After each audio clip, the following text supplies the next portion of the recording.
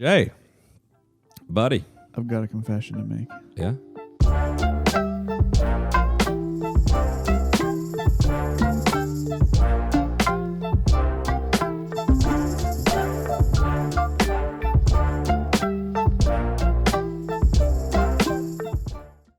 So, we know I'm probably a tip-top pilot. Oh, yeah. Jesus. And I requested... He was just talking about how he wants to get an airplane so you can fly. Yeah, I know. There's this podcast. I'm petitioning. I'm trying to get a hold of some flight school action. Did you see where a local guy who's an instructor Yeah. messaged us? So I'm really going to need to reach he out did? to him. Yeah. Is going to So hook it Jay worked. up. I'm really going to need to reach out to him because the day after we recorded that podcast, I took our brand new drone and smoked it into a tree. So so the drone's dead now? No, it's back.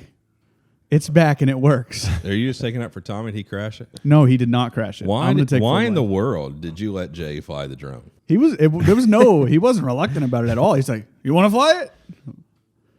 Not his money. That's what this is. Is it Yeah. a DJI? 'Cause there's- Oh, yeah, of there's, course. There's no way. Fancy. There's no way I would have let Jay fly that. Like Well, I see- knew, just like fly. So you crashed the drone, but Crashed you the want drone. to fly me in my jet. Yeah, And see, in family. it was a point. Yeah. I Oh was my proving God. a point. That just I was way. proving It's a thought point. about my children. I need flight school, and this was the point that I was trying to make. Yeah, and my kids deserve a real pilot. But also, You can't even fly a fucking drone. it's not fixed wing. That's the whole thing. Oh, If it was a plane, I would that's have been the fine. thing. Yeah, I would have been fine. If Fucking it was a two plane. controls. no that's helicopter. too difficult. Yeah, I guess I'm not meant for helicopters, but the drone is back. I think you're meant for podcasts and customer service.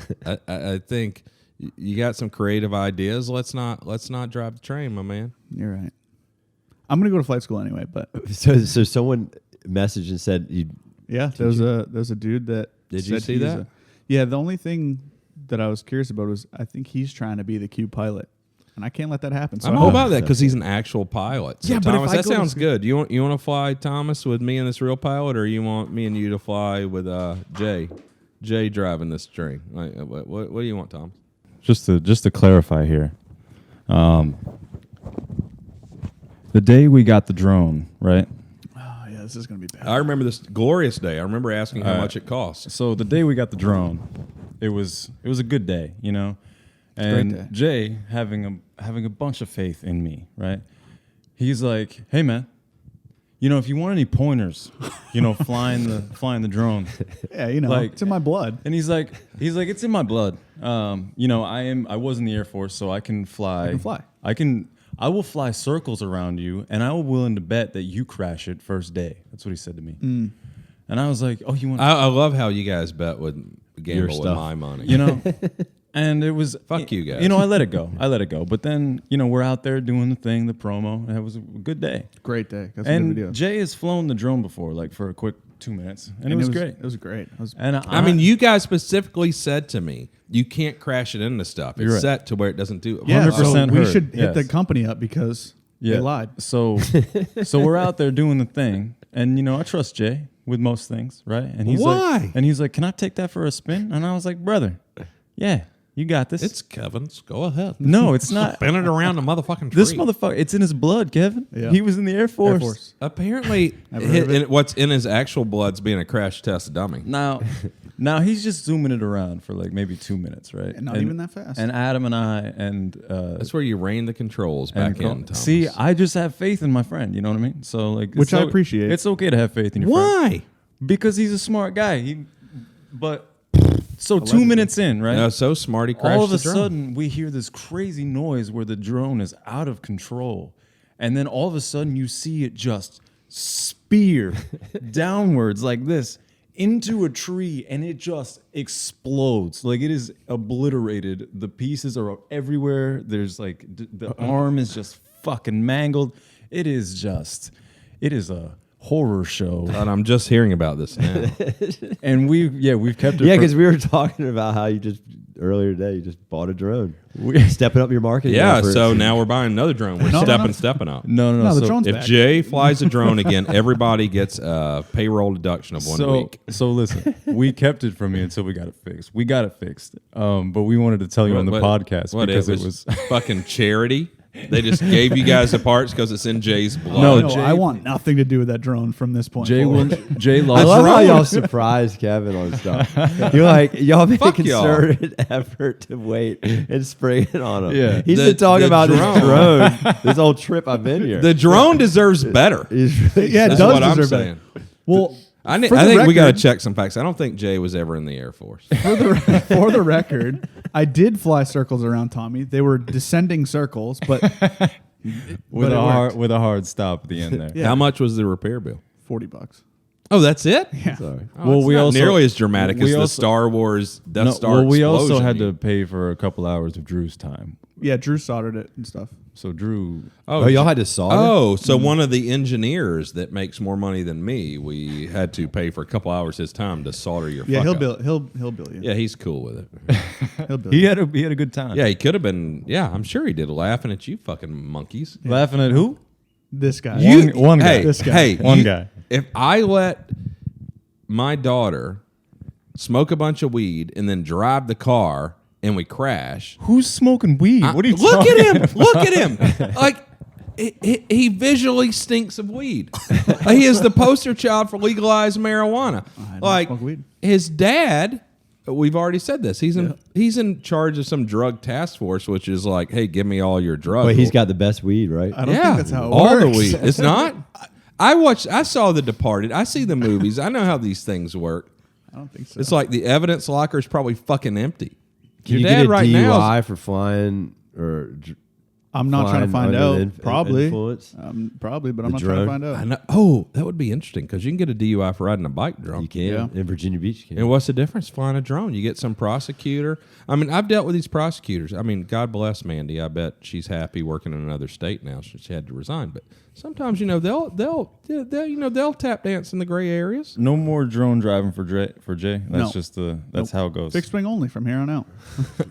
And So real planes where I real saw lives the are at stake. I saw the fixed wing thing on like social media. I'm like, what does that mean? Yeah, well, that's why. Well, But now I get it. not to Well, pat now myself on the back. when I go take a pee, I'm going to kick a dent in your door out there, and then I'm going to let Drew fix that. Okay, that's what we're going to do. well, he has like expertise in what we need. Yeah, he's got expertise in dent Body removal. work. You better hope, because there's going to be a size 10.5 wide, like fucking dent in your door that it'll look like a donkey kicked. Well, I will say that as soon as it happened, everyone was all, "Ha ha, it's not a big deal. Ha ha." It ruined my It day. never is. It ruined my If it's day. not your shit, I Well, hope it ruined your week. That's why it was a big deal to me because I'm like, it's not my money. Drone's back, but Oh, is it? I need Is flight it? school. We'll see. I need flight school. So was this during the commercial for the Yes. mystery shirt? yeah, we did. Was We did get a bunch of stuff. Yeah, with so it, now but- we need to sell a lot of mystery shirts. And she know. fucked a $1,400 drone. Yeah, I'm still curious as to how it This- happened. If someone could from How DJ it happened, I don't know. Thomas is flying. Everything's fucking cool. You fly it. You fucking crash it. I think what happened is Jay happened. Well, riddle me this. I'll riddle it to Riddle you. me Like, this. is that so foreign you can't fucking understand Yeah, it? because we tried. That thing has sensors all over it. It won't even let us get like within 6 It feet. doesn't of a human have being. terrible fucking pilot sensor. All right, the Well- one sensor it's missing. I fucked up. I mean, clearly. Oh, did you? I knew he was going to be upset about it. That's why it's so funny. It's so funny. Well, so I was like He gonna watching be the upset. screen. I was watching the screen. Everything's going great. I was not going that fast. I'm like, well, I'm gonna turn it around, whatever. And all of a sudden, I saw it start tumbling in the thing, and I thought it lost connection or something. So I was like, I must have because I That's mean it's probably in your good. fucking blood. well, no, I guess I. Like Raised into some tree apparently branches. you were adopted, and it's not in your goddamn blood. All right, and you, I don't know. I forgive you guys now, but Thanks. It's back. I totally want to set y'all on fire right now. Drew fixed it. We fixed but- it. Well, Drew is a Shout fucking, out Drew. Drew's an all-star. You are benched again next week. Not on the fucking podcast. Oh man. That's all right. You know, you're gonna be writing a little fucking essay. I will not crash the drone. I will not crash the drone. All right, like 100 times. Well, did we get any good footage? I mean, Yeah, really, that's what I'm. I mean, do we have footage of him crashing, Thomas? What I want We don't No, have thank footage of him crashing, fuck. but God. you got on my ass the other day Oh. about not having footage for the Erector 9 video. Yeah. That was And it's pretty much because it happened right before we shot the Post-crash. video. Because Oh. But we got a bunch of other good stuff, Now and it now all we can comes get out. all the good stuff. It's back. Drone's back. All right. God damn it. Let's move on. So I was so happy that you were now in the game full time and not the 6-man. You're not Bill Walton. I mean, now you're Robert Parrish. All right, and you're probably not going to know that because you're too young and you smoking weed. I know about the 80s. Celtics. I don't smoke weed. So but first okay, please stop talking. God damn it, stop talking. All right, so Jay, I'm glad to have you back. I'm going to ignore all the stuff Thomas and you just told me. And Rage, I'm suppressing that shit. This is some therapeutic stuff I've been working on for quite a while. So, hey, our buddy Todd Askins. Uncle Todd. Uncle Todd. It's where we get all our good underwear. We get Impossible 15. We get our, what else we get? We get backpacks. Boots. Shirts. Oh, my God, my boots. My Ultima boots. Yeah. I like them Ultima boots, Todd. Yeah, this is a nice shoe. We're going to have lots of good footage as I go next week, a week from tomorrow to Africa. So are you real excited about that trip? So excited. Are you kidding me? Well, do you Africa is my homeland, number one. It's in his blood. It's in my blood. I think it's everybody's homeland, right? Well, that's what science says. Okay. The battle briefs you just brought me today, those are funny as shit. Who comes up with all those designs? Frankie Collins, our designer. He's really clever and great illustrator. Yeah. Yes. Yeah. Comes up with a bunch of them. You guys do the designs in-house? We do, yeah. So good. Did you see those I got today? I did. You don't get battle briefs. They're comfy. I was a little jealous. I was never a big fan of like high-end underwear until we started making some. And then You know, everybody mocks high-end everything until you have it, and you're like, oh my, especially if it touches your body. It's nice. Everyone you give them to, they're like, oh, I want to change all my cotton underwear or whatever they were wearing. Wonderful and comfy as shit. And if you have a subscription, I'm getting that shit canceled. I don't have a subscription. So anyway, we're here. Todd Askins, Tactical Distributors. Get it canceled. You're funny. I think there's a I feel like I'm at I don't know, family dinner table and you guys are just fucking going at it. You're like, the new guest is like, That's what so anyway. Oh, we got the women's, we introduced the women's battle briefs too. So we could slip some. Yeah, to I'll wear to them. him. Shit, I'll Some wear 'em. boy shorts. As soon as you said that, I High was thinking cheek. about Ivanka. I was like, yeah. Yeah, I'm thinking gonna. about me. I fucked up on that one. I dropped the ball. I'll send her some when I get home. But then you said Jay, and it like Yeah, totally talking about me. boner killer. All right. Because they're probably up the booty. We'll find out. Oh, no. Well, you will find out. Anyhow, man, welcome. Glad Thank you. came. Sorry you entered a family fucking feud. I got caught right in the crossfire. Ah! They ambushed you. I know. What a bunch of dicks. All right, following I'm orders. coming out of this. All right, I'm happy with you. Appreciate it. I'm not even gonna sweat it. It's just money It's not though. and time, and I'm getting old, so I don't have that much. But I'll give you some of it. No, I don't need it. I Oh. I Okay, do, we're not getting but- back in. Okay, please stop. And Thomas, fuck you. All right. So Todd, Tactical Distributors. So I will call you guys an industry partner. I don't even know what that really means, but you guys are in the industry that we're in, sorta. I love what you do. So what do you do, and why Tactical Distributors? Why does it exist? What all do you guys do? How does it help people? What's up? We, yes, I would say we were, we've been kind of mutual friends. We got introduced maybe 8 years ago or so. Yeah, a while back. Through Kramer. And I've been a big fan of your marketing from AAC. And then once you got into Q, just kind of watching, you notice when people are doing things right, I think. And not thank you. And what you guys do is changing. I mean, you've done it for a long time, but like changing the industry wholesale. And, don't you think? Thank you, Todd. I can't. You couldn't go. Whatever gun company and Q. They kind of doing the same thing. I feel like you guys are blazing a different trail than anybody else. Oh, that's awesome. And when I got into Tactical Distributors, I'd come from the streetwear world, and wait, okay. So I'm going to pretend everyone listening is as ignorant as I am. okay. So, what is streetwear? What does that even mean? So in about the early 2000s, there's several things that happened, to kind of create this genre of what's called streetwear. It was like a mixture between urban and skate. And it was really centered around the sneaker culture. So at that point, the Nike SB, the Dunks had just started coming out, and everyone started collecting retro sneakers. So it was from the Jordans to that. Oh, yeah. There's a couple Japanese brands like A Bathing Ape, and which we talked about last night. They were real popular. Supreme had kind of... Is Supreme that old? 94. Yeah, they're way older. Do you remember Vision Streetwear from when we were kids? Because you and I are about the same age. Yeah. I hated it. Gator. I hated Gator. I hated Vision Streetwear. Oh, you did? Yeah, because it said Vision Streetwear. It's like, that why big, am I? Yeah, it was like that. Yeah, it's lame. I didn't like that. They even had shoes. Yeah, they had everything. Yeah. Where's it now? Dead. Where's Vans? Top of the world. They're doing all right. They just kept going. Airwalks. Air. Oh. It was just like young entrepreneurs, like mainly T-shirt companies.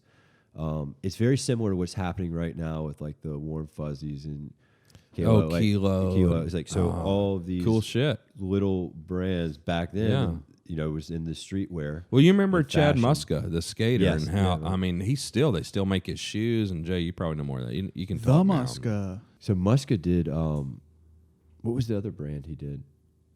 Well, Muska was on Shorties. I think that was like when he was the most. Shorties. I think he was at the peak when he was on Shorties. Well, who makes his Supra. shoes? What about Supra? Supra? That's who makes his shoes. Yeah, Supra. So that was he was probably in the middle of all of that when Supra came out because they made that real high tops. Yeah, that kind of reminds me of some of the Kilo stuff. Yeah, I think Kilo is kind of right now. I think it's cool because he's between two areas. Like he has like a more high fashion branch, streetwear basically. branch. Yeah, exactly. And then he's got like a more the tactical side. Exactly. Yeah, I love that story, but he's going to come on. Actually, he'll be here this week, so I'm not going to tell it now. But his story I actually kind of want to tell it because from my story, I'm sure is like 25% off the real story, but it was pretty interesting. But I want to hear this first. Okay, so streetwear. So you have this genre, and the other thing that kind of happened was people could create images on the computer really easy and put it onto you're a right. This t-shirt. is when that was happening. So the graphic design with Illustrator, the late Photoshop. 90s is really when the internet and everything sort Prior of to took that, off. it was very difficult to screen print a T-shirt. Yeah. So then you got all these burn kids. screens, just normal shit. So we did a brand called Schmack. So you had a company. I did. Yeah, we made a T-shirt brand and grew it over time and became pretty good size. We had distribution across the world. Millions of dollars. Yeah, it did. Did Called pretty well. Schmack. Schmack. SHMACK. That's a great fucking name. Well, it was kind of. It's skateboarding. Like I see what you're talking about, the crossover, because all the other companies that when you and I've talked off camera that were in this genre, all the names are fucking great. They are. All of them are. Like skating to me is one of the most creative cultures in the history of the world. It was interesting. The last podcast, one of the other podcasts you were doing, you were naming some of the new skate companies. I had no idea, so I got on there and started researching. Fucking cool, man. Looking at the graphic, like what was Cannibal? Well, there's Frog, there's Heroin. Heroin. It was Heroin. Yeah, I was like, Heroin's my favorite. Their Frog and graphics Polar are my son's favorite. I like Frog. Like Frog. That's Heroin Salva's to kid. me is fucking The awesome. It's my graphics favorite were company. so unique. Yeah. It's cool. Frog, I've got a bunch of them here. I'll show you. Frog is Salva's kid. It's Yeah, Jesse Steve Alba. Salva, who Yeah. seems like the biggest fucking asshole in the world. Does he? But His yeah, son's he's a cool. great skater in the 80s. I mean, he still shreds. Like I Yeah. went to the Vans pool party a couple of years ago with my buddy out in Hollywood, Mike Hamill, shout out. He's who I learned to skate with in Atlanta. And He invited you out there. he's party. always invited me out there because, man, he's like the coolest motherfucker I grew up with. So he's the one that got me interested in skating and like skate style and probably this kind of like streetwear back then. And he had a Brand X Weirdo, which we should throw it up on the screen now because they just did a reproduction of that Say, yeah, we board. talked about Fucking badass. My buddy Mike, he's paid for it 3 years ago waiting for it. Oh, It you just were came telling. out. Yeah, I heard about that. Yeah. So he did that. But he and I got into skating, and he was like so fucking cool. And he's the coolest kid I grew up with. And anyway, well, of course, I drove us way off course as usual. So Tactical Distributors. Yeah, well, back to Who's your that? okay. So we're So at then- Schmack. Schmack. So Schmack. Then in 2008, we had the huge downturn. We got stuck with a lot of inventory and couldn't really weather that storm with Yeah. Schmack.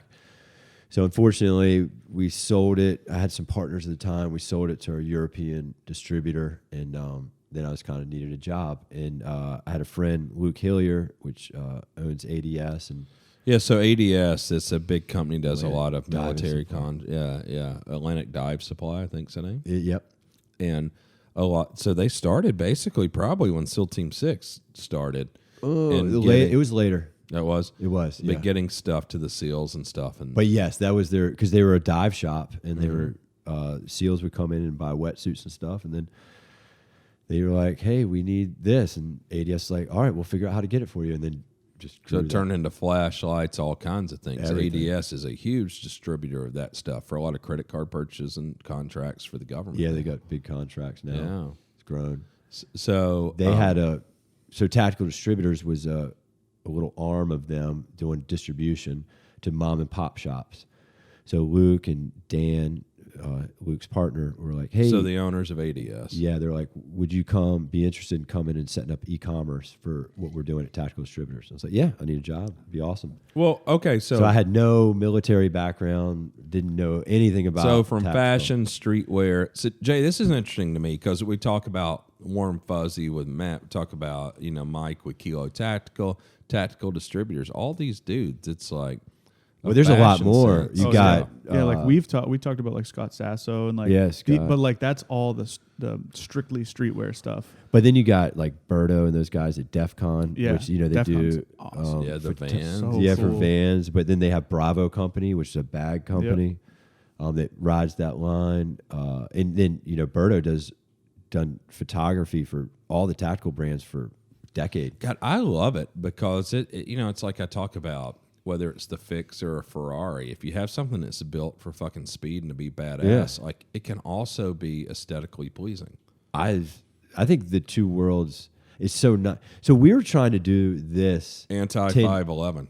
10 years ago when we started Tactical Distributors, and we doing collaborations, joint, and we've been doing, like, if you go back and you look at what we've done in our portfolio, we've done it for a long time. Now it's finally becoming relevant. Yeah, you're We were a starting to little see it merge. we were a little ahead of our time in the beginning. It can be bad. Like if you're too far ahead of the time, it doesn't work. It doesn't work, and Yeah. I mean, it worked on some stuff. Like we did we've been doing collaborations with Arc'teryx, and we did Princeton Tech, Altama. Because that's how you and I met, right? So Dave Kramer, a buddy who heads up the Special Operations Care Fund, Yep. SOCF, charity we both support. Now he's at Magpul doing non-gun stuff, but before that, he was with what's the name of his company?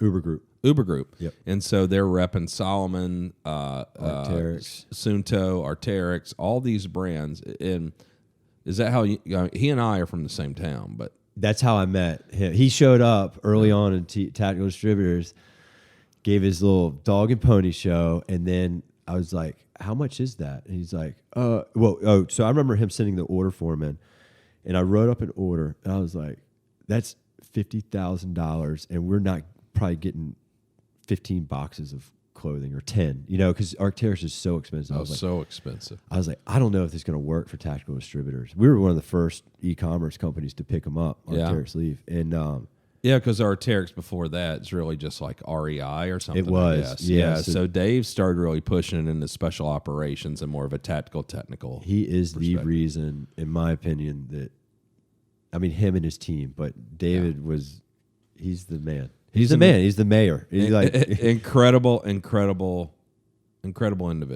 salesman. I mean, that's the reason why they wore Solomon's and Arc'teryx. Yeah. People don't understand now, but it's like, It was an you want to talk accident. about Dev Group, SEAL Team 6, whatever you want to call it. Like the reason they have Arc'teryx uniforms or Solomon boots. Like Solomon high tops only exist because Dave Kramer's relationship with special operations. Yes, That's whole why they forces exist. line. I mean, I would say that he Yeah. probably wouldn't admit that. But. No, he would never admit it, but it's fucking fact. Yeah, so we got on there, and it was I mean, Arc'teryx and Solomon are our number 1 and 2 brands that we sell. Really? Yeah. Wow, that's crazy. Yeah. It is crazy. I didn't realize that either. Yeah, they That's account awesome. for. They've been really good partners for a long time, and they're good people. They make good product. Great product, man. If they offer the product and you can make some money on it, like why not? Yeah, I finally got Arc'teryx stuff, so I can call people. I saw you the jacket. Yeah, I on. can call people poor now. Which is yeah, that's You want my Arc'teryx. Columbia jacket? Yeah. So you guys, so Tactical Distributors is an e-commerce for what? Tactical. So here's how I explain it to people who have no idea. Like if I'm at like a dinner party or whatever, and like, so what do you do, Todd? I say we are the Barneys of tactical. Barneys. Oh. So you're now Barneys is. I could think they went Fancy. bankrupt. Oh, But they did. if you go into Barneys, So you pick know, a new one. yeah, I don't even know what retailer. The Neiman's. Yeah, maybe a Neiman's, but they're pretty big. We're small, like boutique. We have a very niche market, very niche customer base. Every time I go on the site, though, I find shit. Yeah, that there's I new want. stuff. Oh, shit that I want. Or that I see. I just try. I like start exploring. I'm like, didn't know It's this not a was lot here. of bullshit. I'll tell you that. I'll bring it in here after we take a pee break. That last jacket you sent me, that coat. Oh my god. Which one? The reverse. I didn't even know it was. Oh, reverse. the red- MTHD. Yeah. Yeah. Yeah. Oh my god, that is so great. So yeah, so you guys. So at some point you started your own brand. We did. Yeah. What's it called? Well, so we started with TD Apparel. TD Apparel. Then we, Which is great. You hit these shirts, all kinds of shit. This one, I got my Your Q shirt on. I know. I'm excited about that. But you guys have your your own stuff. Yeah, so TD Apparel, which a lot of great shit. Yeah, so that's a lifestyle apparel. We have some, more combat oriented. Oh, the products in there. Black Cat shirt you guys have, or the Yeah, Slayer so Frankie shirt, does a lot all of that. cool So shit. me and Frankie grew up in Virginia Beach. We're the same age. We went to junior high, all the way up. We grew up skating, surfing together, and so that was like in our DNA from the beginning. He worked with me at Schmack for a while. Okay. Then he went and worked for He's your graphic artist now. Yeah, I mean he does all the clothing design for TD Apparel too. So it's a collaboration, Fucking but great he's stuff. the one who executes. Like it's, I am responsible for what gets through, and if things fuck up, I'm the one whose head's on the chopping block. But he really does all the heavy lifting. Yeah. in that end. Really talented, super good illustrator. He's like got this like best of both worlds. He can illustrate, he can do graphic design, and he can do clothing design, which is completely different than kind of anything. When you do, I have to show you sometime, but it's like we build these things called tech packs. And so it's a packet of paper, so you give it to the factory, and it has everything on it that they can make a pair of pants from. They shouldn't have to ask you any questions. I mean, of course, there's going to be questions, but it's like an architectural drawing from where rivet placements are, bar tacking, and seam allowances, measurements, as the whole spec sheet in there. So from size 32 all the way up to 42-32, they know how to make every piece of that. It's very complicated. I think a lot of people just go, oh, you just push a button and it just pops out in Asia somewhere. Like owning a restaurant, a newspaper, or a clothing company when you have to deal with all the sizes, they seem like the most complicated things. It's, well, until I've built my fix last night, and I'm like, that's fucking complicated. I don't want to think about it. It stresses me out. But that's complicated. Like everything's complicated, right? Like when you're building something from the ground up, as many times as people have made jeans and companies have made jeans, there's just a lot that goes into all the denim and the washes. I mean, you're obviously passionate about like fashion, clothing, like the technical gear. And I think it's anything. Like if you're passionate about it, you like overcome these hurdles that would, like really persuade people from doing it. getting into it. Yeah, I was too dumb. In the beginning, I was just didn't, I started making T-shirts. But if you you know how it is when there's something you really want, like whether it's a girl or it's a thing or a vocation, like you'll push yourself through it. You will. Yeah. So then we have battle briefs. Oh, the underwear. They underwear. are so fucking comfy. They really are. Yeah, well, thanks. Because I think so. I wouldn't. I mean, like you send don't me something I ride. don't like. I don't like whatever. Well, I know. That's what I love sending you stuff because, at the end of the day, we want to make the best product we can. And I don't want people to be like, I love them and then never wear them because they don't like it. No, whatever, I mean, for me, it's always the balance. I think people who are generally into fashion, at the level you are, it's like they're fit like you are. And so to me, like I'll go through times of being fit, and I go through a lot of times, probably more times, of having like love handles and a belly. Right. You know, and like thighs like a fucking woman. So you want to be comfortable. And I want to be comfortable. Yeah. And sometimes like, but you're still the things active. don't It does, fit me. even though you're not fit, you're still hunting. You're still going to the range. Yeah. So you still need to have performance in your clothing. And like right now, I'm in between, and you know, I got some hunts coming up and stuff. And like I'm generally okay athletic and shit like that, so I can get by with most things. Especially if I'm going with a group of 6 or 8 people. I can go to Africa next week. I'm going with 8 dudes. Oh, I'm jealous. I'm gonna and like I'm just so lazy. It's like I want to own a gun company. well, I'm gonna be like, I'm tougher and more fit than half the guys. And so then I'm like, yeah. And then like my will gets me through the rest. Yeah. But so I don't dedicate myself a lot of times. Like last year I was pretty dedicated, got pretty fit. But you said that it's on your mind and it's a priority now. Yeah. That you want to be fit enough to go on these harder hunts. As I get older and I get more experience hunting, and you know, you've gotten into hunting too, and it's like I want to go on all like the sheep hunts we were talking about. Like that's real man, Iron Man shit. Yeah. And I can get by in any hunt in the world, but if I want to have the best experience and kill the most mature animal and the most satisfaction, like I have to really start taking it seriously.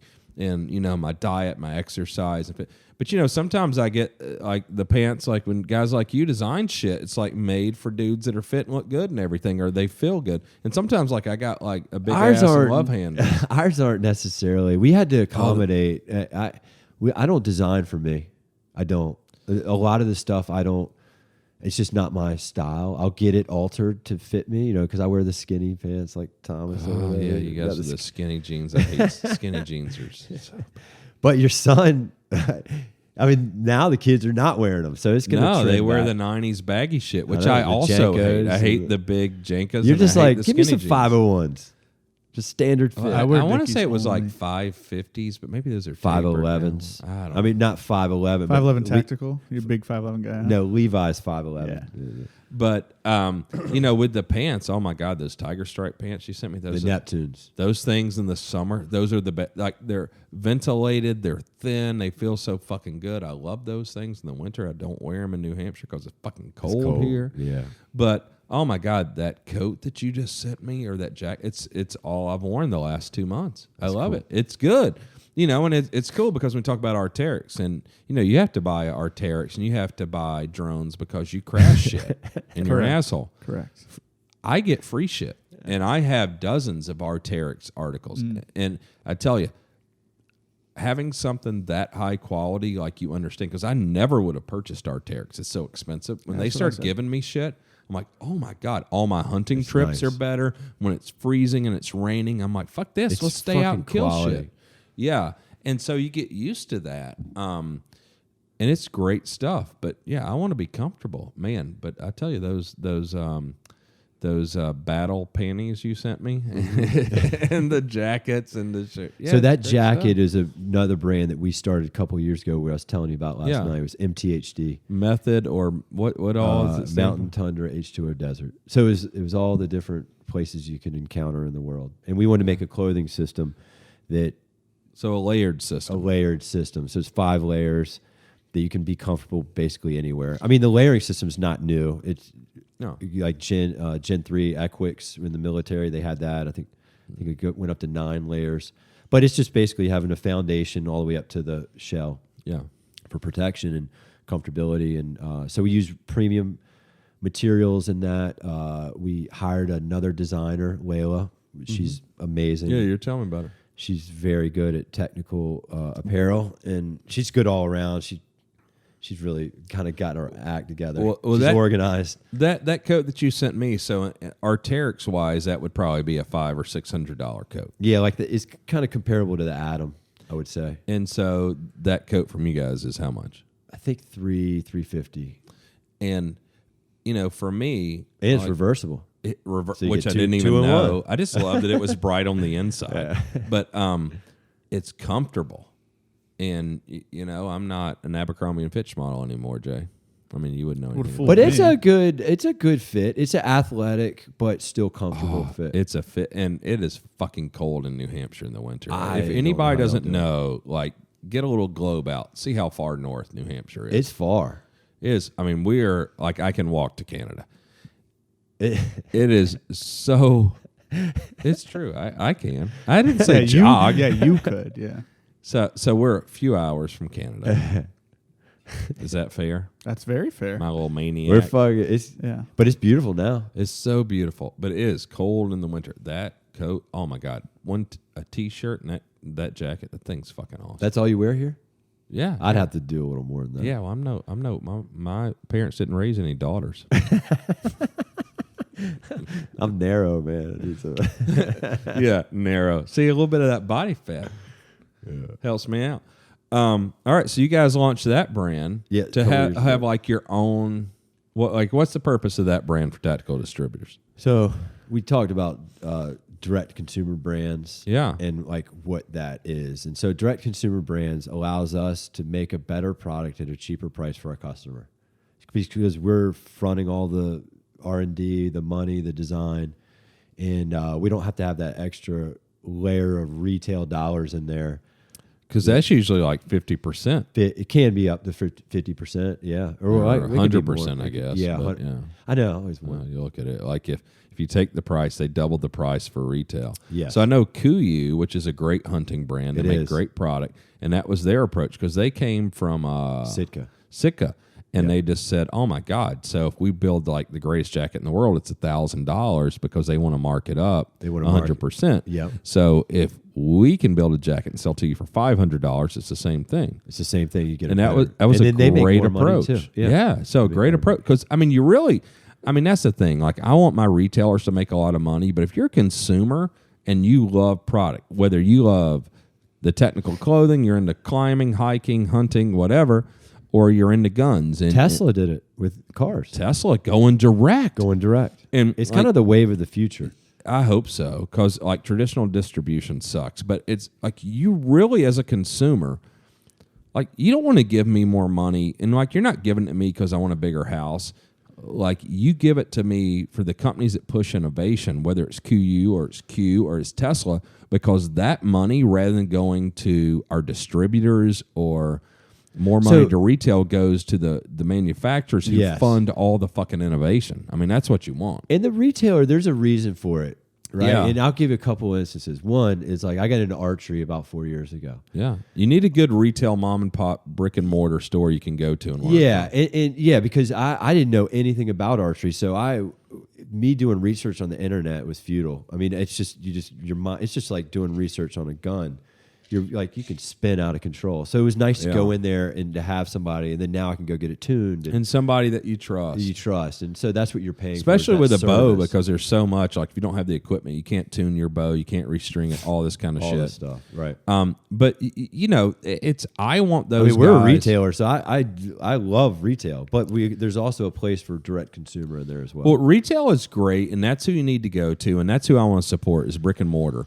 But, you know, they also can switch to another brand or whatever. And you don't start a retail store thinking you're going to become very wealthy. No. You might. I don't know. But you're not, but you might. I mean, you can make a great living, you know, and when you close at 6, you're done till the next day. Like when you own the company that develops the products, I've not had an hour off in 30 years. Yeah. Like it's just the way it is, and I'm not. Something's always in the back of your head. Yeah, I'm not complaining. It's like I love the innovation, but I take all the risk. I fund the innovation, like a retail store. Okay, they order from us. They order a few $1,000s. We got a history. It might not sell. It's not going to bankrupt them. When we want to develop a new gun, I write a check for like $3 million at least. Well, you write that one check, but there's more checks you're writing down the road. But, you know, and that's like why I want more money is to develop more stuff and innovation, and that directly affects the consumer as well. Not that the retail store doesn't, but there's more risk on, you know, the company's end, and you want them to make money. And, like, I'm all for, like, traditional distribution if they're adding value. But, you know, you get to some point, and there is a tipping point with the internet and an ease of information to where well, what the fuck's a distributor doing? Because, I mean, when I started a company, and it could be same or different from street brands, but with silencers, to where all of my retailers, more than half thought silencers were illegal, didn't want to mess with it. So I had to go directly to the consumers. And educate them. Educate them to create a pool. And you had to do the work that the retailer really should have been doing. Really should have done. So rather than creating a push like traditionally it happens, I created a pull, which is something I think like Tesla's done and all that, because, you know, there weren't car companies that were going to buy off on electric. No. So they kind of had to do it. They did. Yeah. So but that was in America. In when I was going to China, they've been doing electric cars for a long time. I think probably better. I think better than half their cars are electric now. I don't know. Yeah, they had different, like you have different license plates. So they have green plates for all of the electric cars, and the majority of the cars you see on the road are green. I mean, I bought a Tesla last year, and I tell I'm you, excited to take a we'll go ride on it today. All right, It's so fast. It's so fun. it's been nice knowing y'all. It's so good though. Put on autopilot. It's safer than Drake flying Dre. Drake flying Still a drone Dre. over there. Less rapping and dancing and more flying. You wouldn't have crashed that motherfucker. I know. Anyway, the Tesla, it's so awesome. And if you just want to commute to work back and forth and stuff like that, because that car's that's a performance one. It's about a 320-mile range. That's a good range, in my opinion. For around here. Yeah. Unless you're doing a road trip. I mean, Yeah, I mean, for that's your the thing. everyday Like, driver. basically, I need 2 cars anyway because I got 3 kids and with snowboarding and all the shit. I need a Suburban, and then I can have my regular car. So if Ivanka Do you and have I a go on the charging road trip- station? Yeah, in the garage. Yep. Yeah, Next to the mini ramp. You kinda have to have in the one, right? skate park. I've got a Yeah, charging next to the mini station. ramp. All right, I'm gonna take a couple runs on that too. Okay, we'll video. You do it, then I'll do it. So anyway, you guys started that. So those 3 brands, really have excelled and are doing well. Like the TD Apparel with our Carlos Ray pan and some of the staples. Those are those new Tiger Stripe pants. No, I that's got. the I like Neptune. them. So that's our. They say kinda Carlos Ray in them. Oh well, maybe I did. So were they Educate me. green and one? They're green with like the black print of the tiger stripe Okay, on they them. are Carlos Ray. I was going to say. So we did it- a bunch of Tiger. Says Stripe it on the boxes. tag. I was gonna say, yeah, we looked at them the other day. Okay, so then I sent you some Neptunes that you've been wearing though too, that were real Tiger Stripe, like the Right. 4 Oh, color. those thin. Yes, what is that the material? Summer, it's a summer weight. It's a nylon. Well, it's a polyester. Yeah, I knew you wore those summers. nylons. They are so. Huh? You feel those things, man? You get air directly to your crotch. Oh, it's got the laser perforation in the crotch. So good. So those pants. That's all I wear in the summer. I know. Like everybody at work gets sick of me wearing. I know you guys got to come out with some more. We got patterns. some more pattern. We got Because the tiger stripe, I just wear them every other day. Like I wear them, Ivana washes them, I wear them. Like, it's the way it goes. They're the best summer pant. we got some. I'll send you some more. We just getting them in right now. Yeah.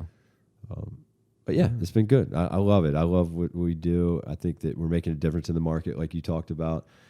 Q doing. I think you guys are the grandfather for these companies that are popping up now. These little Supreme companies like Warm Fuzzy Kilo, they're having success. Yeah. That's fun to me, and I love seeing it. I bought a bunch of Warm Fuzzy stuff. Yeah. We've talked with them. We've got some stuff in the works with them, which we're excited about. Us too. And Yeah, we I got try something to in the buy works it. with you guys. I'm so excited. I don't even know what all it is. But I'm excited. But, every time I go try to buy one of those drops, like I'm 15 minutes late, Yeah. shit's gone. I talked to Mike last night from Kilo, and he's like, "Have you got anything?" I'm like, "No." Every time If I don't look, get it's a Louis Vuitton little pouch the for my plate convertible? carrier, like I'm gonna smack his little ass. Yeah, it was, but It's like a real Louis Vuitton one, Yeah, so he buys like a bunch of material or bags and stuff that are damaged, right? and then upcycles or whatever you call it, the material into these bags because Yeah. there's no other way to get it. yeah, they're fanny packs, but then they have a flap on them. You can put them on your plate carrier. It's like rad. a dangler or something. I want to Oh, get one. Dangler, that's I what. want I've got. I've got some upcycled stuff from another guy who did some Goyard wallets and stuff. It's cool. Well, they originally, so the way he told me Kilo Tactical kind of started was he kind of upcycled some multicam into bomber jackets, and I'm probably totally messing this up, but his partner was kind of against it, and Mike from Kilo. Bye. Mike from Kilo. So he's got a partner because they have Kilo NYC, and then he's got Kilo Tactical. was against it, but Mike grew up loving camo and like military history, and they're both, from like New Jersey, New York, like right outside New York, and not into guns, and so they did this bomber jacket, and I think like. But camo has been in fashion forever. Yeah, a little bit, but I think maybe this was like multicam, like upcycled uniforms that were retired, and they didn't sell all that well. But then somebody like, I don't know who, like I'm going to make up Larry Vickers or someone in our industry posted wore one and posted about it, and they sold out like the next day. And so then Mike wanted to do more, and his partner's like, no. And so it's like, I'm going to start Kilo Tactical. Then he said, okay. And now it's like. Yeah, they've kind of surpassed. Yeah. So, but are they doing this? So it's not the same brand? Well, no, they're not sister the same companies. Ownership? Yeah, I think it is the same ownership. But like just wanted to the one guy separate it. really runs NYC now, and I think Mike does the tactical. And the tactical division, I think, is actually surpassed. We'll let him speak. We sell it.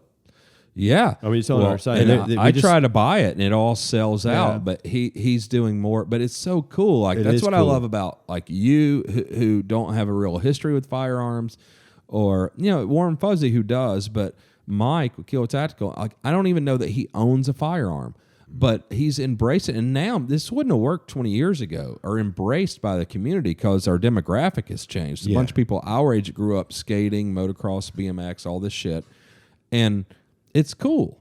It's like be 5'11" all you want, but it's kind of fucking lame. And like I'm not thinking I'm a Navy SEAL. Like I have a lot of guns. I go out and shoot. I believe in the Second Amendment. I want to defend myself, my family, but I also just love shooting. Yeah, exactly. Yeah. Right. And you growing up in Virginia Beach, you guys are close with the Navy. For me, most of my career, they've been a huge portion of my business. Right. And like I want to continue for the rest of my life to support those dudes and survivability, capability, and fucking shooting terrorists in the face. That's right. And it's the coolest thing. Like when I was doing streetwear, I met a lot of celebrities. We do parties, we do go to concerts and lace people, and that was pretty cool.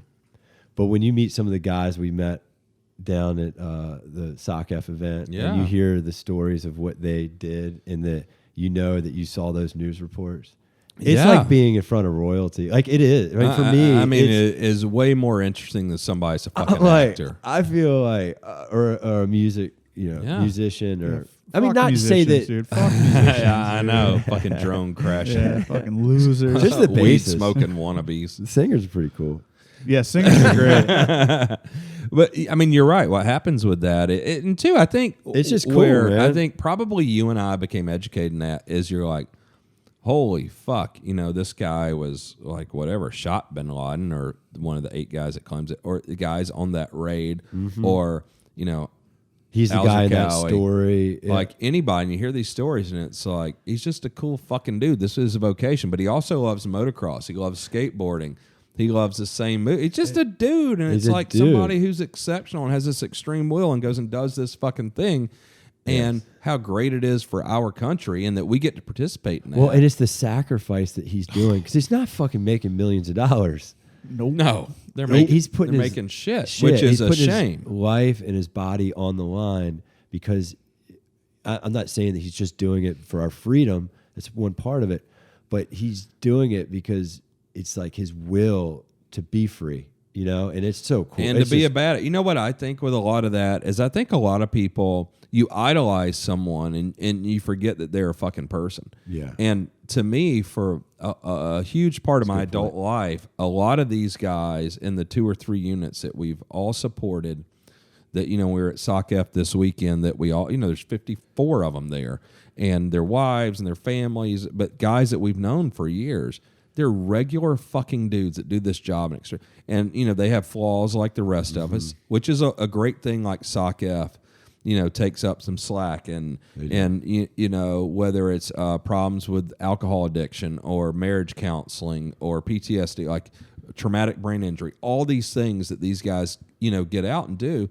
But I think a lot of these guys are selfish, and not selfish in a derogatory way.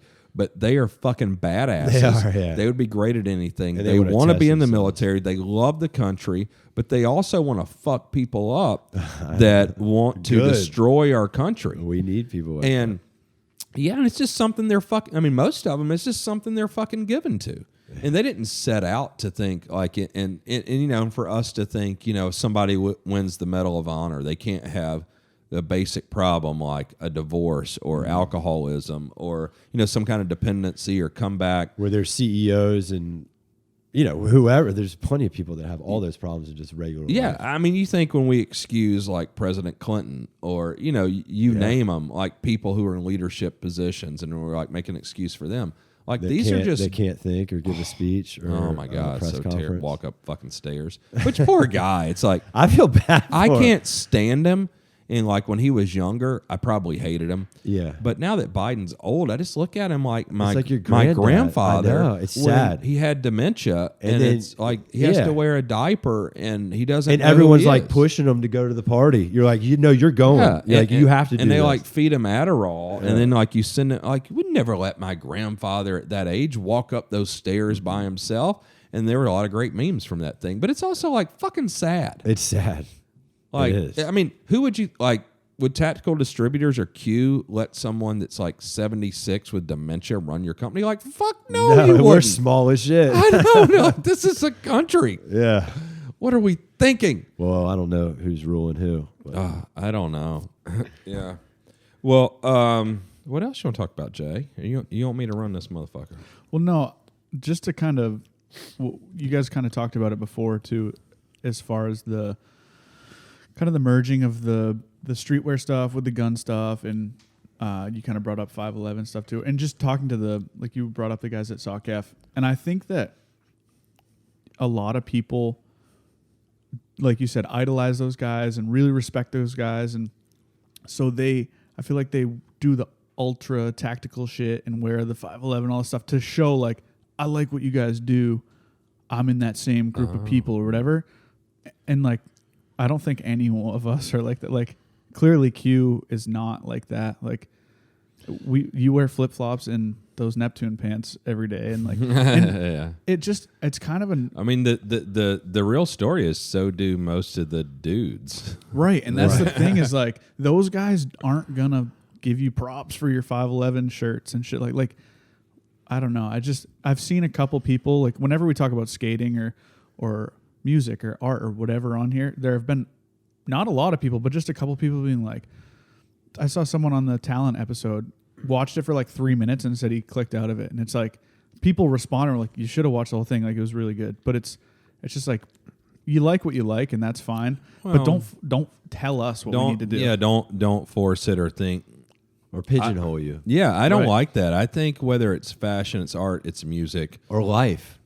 Yeah. It's life, right? It's like everybody being an individual. Yeah. And that's how I gain. or not. It's okay if you don't want to be an individual and you like 511 and Right, yeah. You like what you like. But I learn 1911s from or everyone. If everyone, like, I want everyone to experience shooting a gun with a silencer, and they can do it however they want. Mm-hmm. And I'm just happy they do it. And it's like, you've recently found hunting the last few years. Mm-hmm. And so I found it as an adult too. And I'm incredibly passionate about it.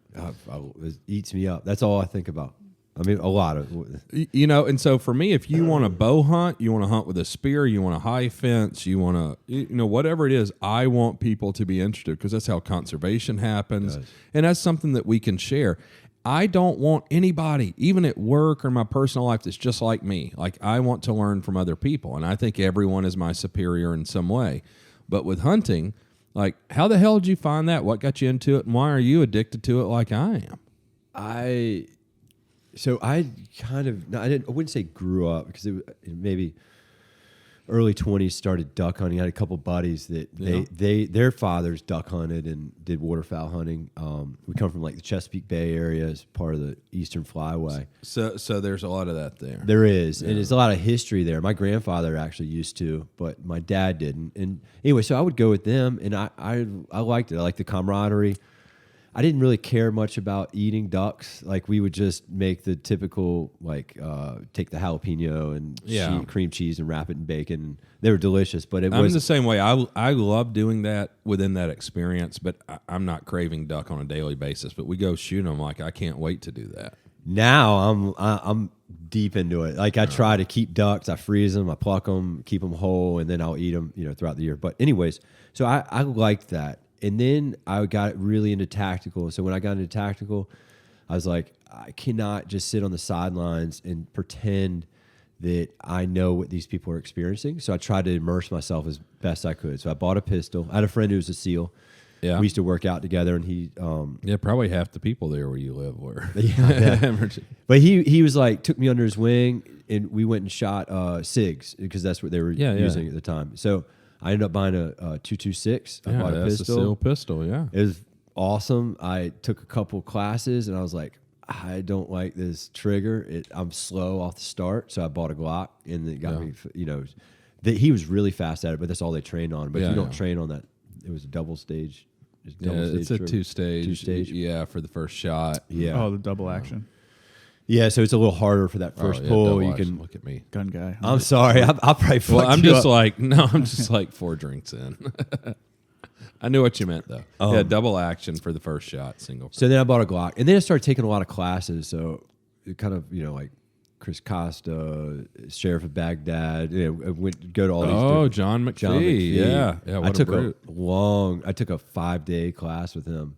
You know what's so He's awesome about fucking him? amazing. So to side rail again, yeah, fucking incredible individual. He's so funny. You know, he had never shot a gun or anything until he was in the military. Like, he's from Chicago. Oh, I didn't know that. And he wasn't. He's a beast. Oh, he's such a gorilla. He fucks some. Oh my God, he's so cool. And so he and I have been friends for 15 years or so. So, even before he got out, and the stories, because he was in it for a long time. Yeah, and he was Early part of the days. group that went after Bin Laden and the Hindu Kush and shit. And so, And maybe even Escobar. Was he early enough? I don't know, but I know a lot of guys of Maybe he that wasn't era. He was early. when they went to Panama to get what's his name? Who's the Panamanian drug dude? Had the fire on his face, tried to put it out with an ice I pick. can't think of his name. Noriega. Manuel. So a lot of those guys were Rangers, and in '89, I think, is when Noriega thing happened. That was like their first deployment and first action was Noriega.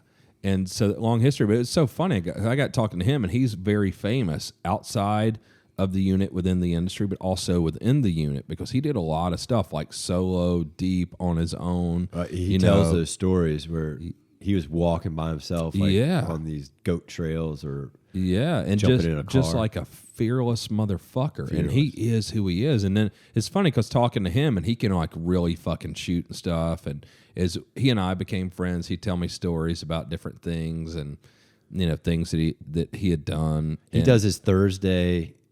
Is it Tuesday or Thursday? It's like news flash where he's sipping alcohol on Instagram, and he goes over the kind of hot topics of the day and gives a spin on it. He's good. He's just a good. He's guy. a good personality. But for him, so to circle back to this, he had never shot a gun until he was in the military, so he didn't grow up with it. Okay, I didn't realize that.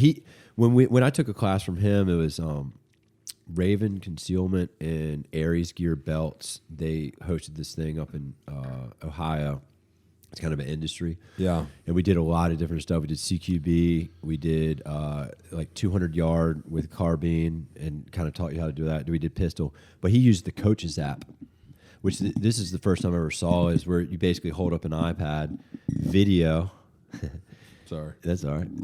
You video it, and then he can show you on the video what you're doing. Oh yeah, with all like the little lines, yeah, and you need to I've seen that's brilliant. Yeah, yeah, so, yeah. And this was just like any other ago. athlete. Like, hey, your arm's here. You need this angle. You need to be here. Right, and yeah, you're drawing. He's a this smart fucking guy, and smart. you think like he's rough around the edges, but yeah, what an easy guy to admire when you know him. He's cool. So I took a class from him. Great teacher. It was good. So I got really into it, and then I had my first son Finnegan, and my weekend going to the gun range shooting and practicing was kind of over. So I had been listening to Joe Rogan a lot.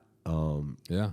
So my son's 6 now. It's probably 7 years ago, and then he would have Cameron Haynes on there. Isn't that cool how Joe Rogan also didn't grow up with any of that? He has a podcast guest. He's so open minded. He's like, yeah, I'll go fucking hunt with you. Right. I'll go hunt. And now has like That's an he's incredible obsession, addiction, passion, whatever you want to call it, about hunting. And he's wild game, and so that opened my mind to it. And then I was like, I can shoot archery at home. That's really cool. And I just was like at a time in my life where I really wanted to challenge myself at something new.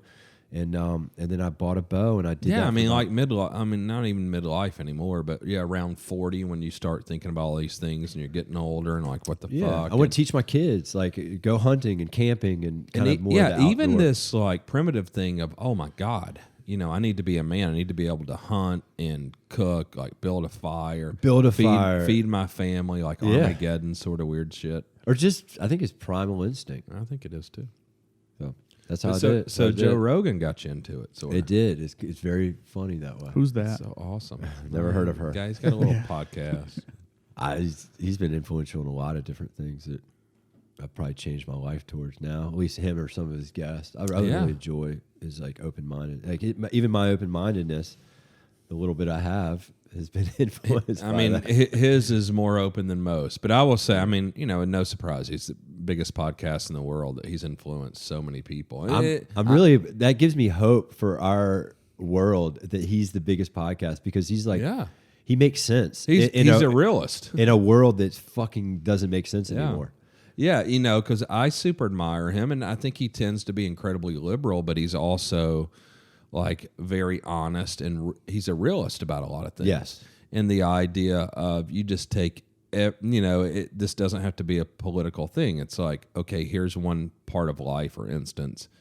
What's the reality of this? You know, whether it's like, I don't know, school shootings or it's hunting or the act of conservation or firearms or... And let's look at all sides of it. Yeah, let's hear all the discussions. Mental health, like, you know, drugs, and then also like antidepressants. And, you know, like he's obviously pro like hallucinogens and, you know, marijuana and stuff. But then also the antidepressants, like where all these mass shooters are on antidepressants. And like... He's like, what's the correlation here?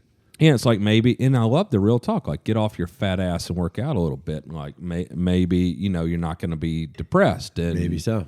You know, let's eliminate like all these different things. Yeah, first, drugs is a last resort sort of thing. But people want a pill. It's easy. It's easy. Like I'm lazy. That shit's easy. It's easy. Yeah.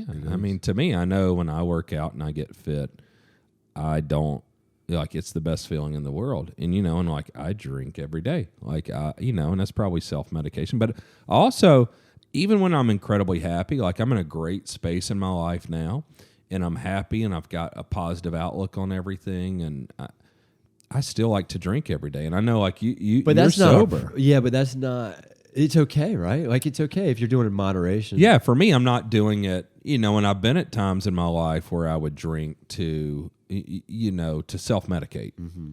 And, you know, I know you've been sober for, how long you been sober for? A long time. You got a bunch of marks on your leg. Yeah, God willing, this May it'll be 20 years. 20 years. Yeah. Do you just say sober or do you like claim straight edge? Because that'd be fun. No, what does that mean? Straight edge? It was just like a subsect within I remember of kids just all the like that triple don't do X's. drugs, don't do. So don't those tell kids us. Does that mean you don't have sex? No. Yeah, I think okay. I think that part of that was the no Some of sex. them I don't maybe. know. I ain't down with that because, man, there ain't no way I'm That'd be- not trying to that'd have be sex tough. with Ivana like every day. That'd be tough if you Twice. claimed edge. Yeah. Yeah, I'm like- 4 times. You should whatever. just get X's blasted on you. You should just claim So I edge. think those people didn't ever do drugs. One of I those. did way too many drugs. See, That was I've my never problem. done drugs. Yeah, but you can ever. be reborn. Never. No, never. And I'm very Same, thankful. Kevin. Same.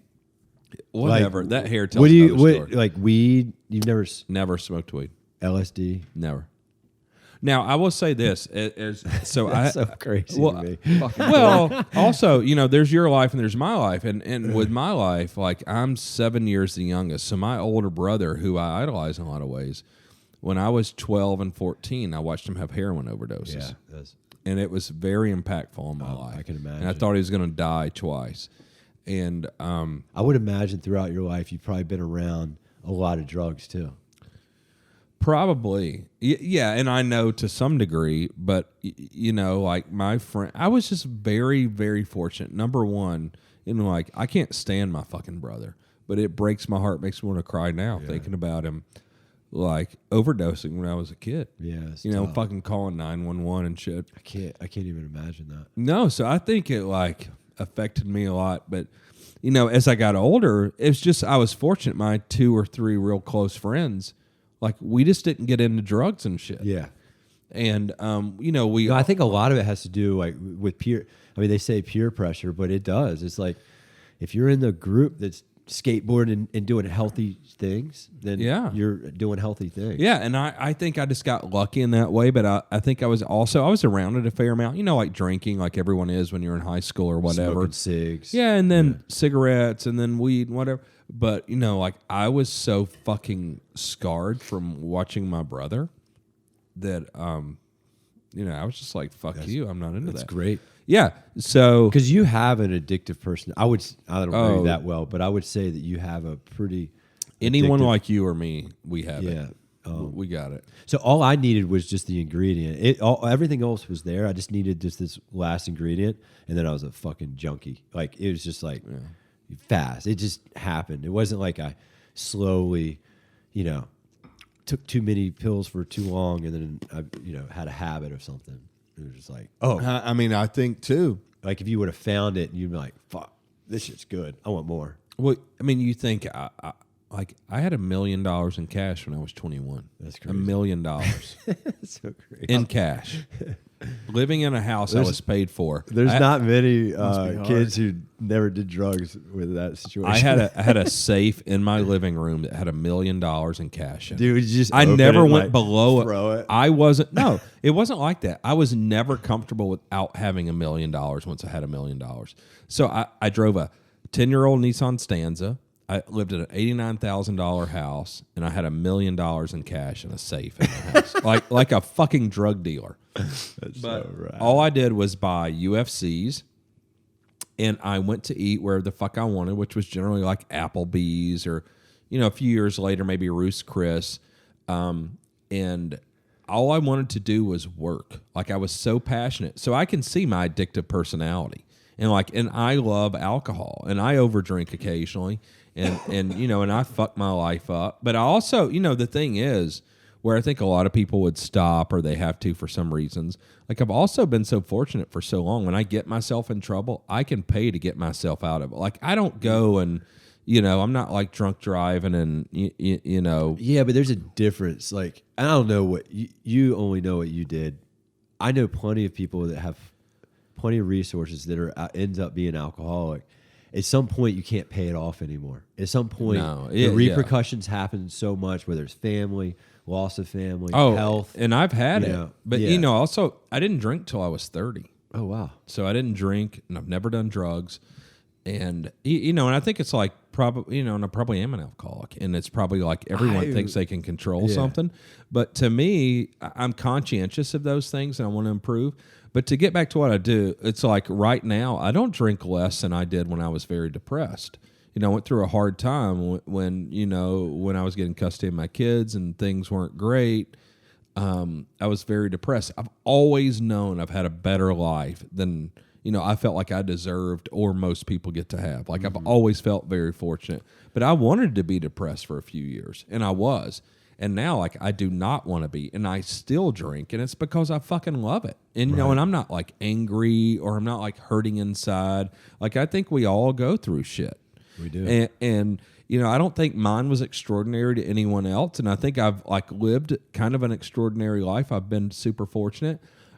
But with all that said, I've never done drugs, but if it's a doctor-administered thing now to where I was confident it wouldn't affect my long-term health, or maybe even short term, like I would love to do hallucinogens and things, because just for me, for example, for being a creative person or wanting to design stuff, and it's like if Ethan and I could get on some Joe Rogan, like doctor administered hallucinogens, and we don't have to worry about our health or hurting other people, and we can be in a controlled environment. I mean, that's the one problem regret. Solving from that kind of shit. I think it's great. I think could be fucking great. Like I'm open to it, even being like an ultra conservative, like kid that grew up not doing any of that shit. Like my parents weren't that way. But that's more like a tool, right? Like for me, it's not just like a tool. Like I don't have a desire to escape from life.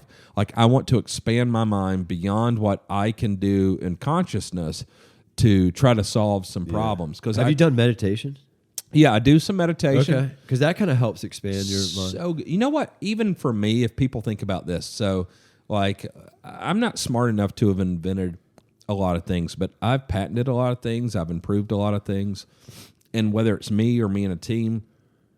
But one thing I do notice is 90% of my actual good ideas, whether it be marketing, product, whatever, that I implement and they're effective and they turn into good product and they make money or however you want to measure it, is after REM. So after deep sleep, when I wake up in the morning, so I shave my head in the shower because, I'm bald except around the sides.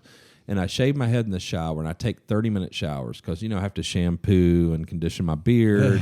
I shave my 30-minute showers. That's awesome. My head takes 15 minutes to shave as slick as I want it because I'm kind of probably on the spectrum. So if I can feel any prickle, like I can't have that. And I play music or I play a podcast or I play something depending on my mood or what my day is going to be. Like the day we're going to do podcast, I play like this morning. What was my playlist? Like I heard it. I could hear it through. What'd you hear? I couldn't really. I could hear some tunes. So I had Big Daddy Kane. I had Jim Croce. I had No Doubt. Like you would be embarrassed by the playlist. No, I had that's cool. Joan Jett. I had Above the Law. So that's like 90s rap.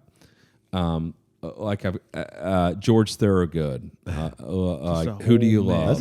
That's like an hour-long playlist. Well, it's 30-minute fucking playlist. So is it 30 minutes every day? Yeah. So it's like, and part of it's like getting myself pumped. We're doing the podcast. Like I want to feel like I can fucking kick ass. Got it. And some mornings, I like wake up and play like the fucking Cranberries and like who are great musicians. I love.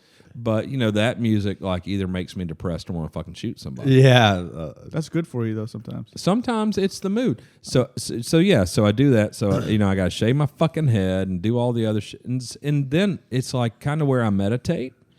And like if you go out in my shower right now and you steam the room up, you look at my shower door and there are notes written all on it because today, every day. Today too, and so I used to actually take a paper. So I got a big shower, take a pad and a paper in there, and now I just use my smartphone so I make notes.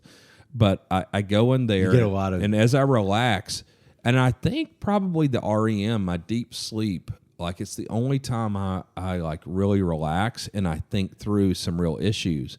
And it could be a problem with a gun, it could be a family issue, something going on with my kids, school, whatever the shit I deal with, and I think of a solution. Has this always been since always. you were a kid? Shower's a Always. good spot to think. I feel like I've done all my thinking. Well, that's in the shower. jerking off, Jay. That's, I don't know. You shampoo that hair, it takes you a while. yes, sir. But I think for Some me, maintenance. it's where I solve a lot of issues because like I get wound so up all interesting. day, and whether it's marketing with Thomas and Jay or it's a design issue with a gun or it's thinking about like money is very stressful for me and it always has been. And we talked about it. Like I set my life up to where I'm insulated from it because like I live. Time and money is very stressful for you. Yes. We Time heard and money. about the calendar last night. Yeah, because those are, and you heard my woman like Ivanka, like it pisses her off with the calendar. She was upset. I was like, okay, I'm going to go upstairs now. Fucking Nazi, man. But she is like schedule and regimented, and she is like routine oriented and just I'm more like you.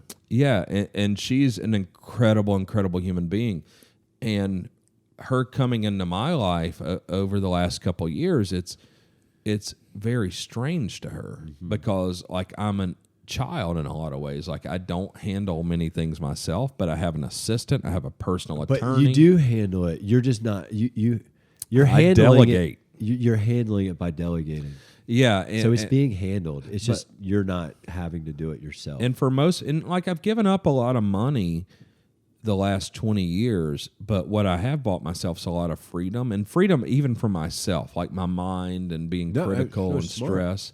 And like money stress, like if I have $1 billion, money stresses me out. So I don't deal with my money, but then I just develop layers. Like I have my personal assistant, I have my personal attorney, I have an accountant. And I get the report of all the checks, to make sure everything is in line.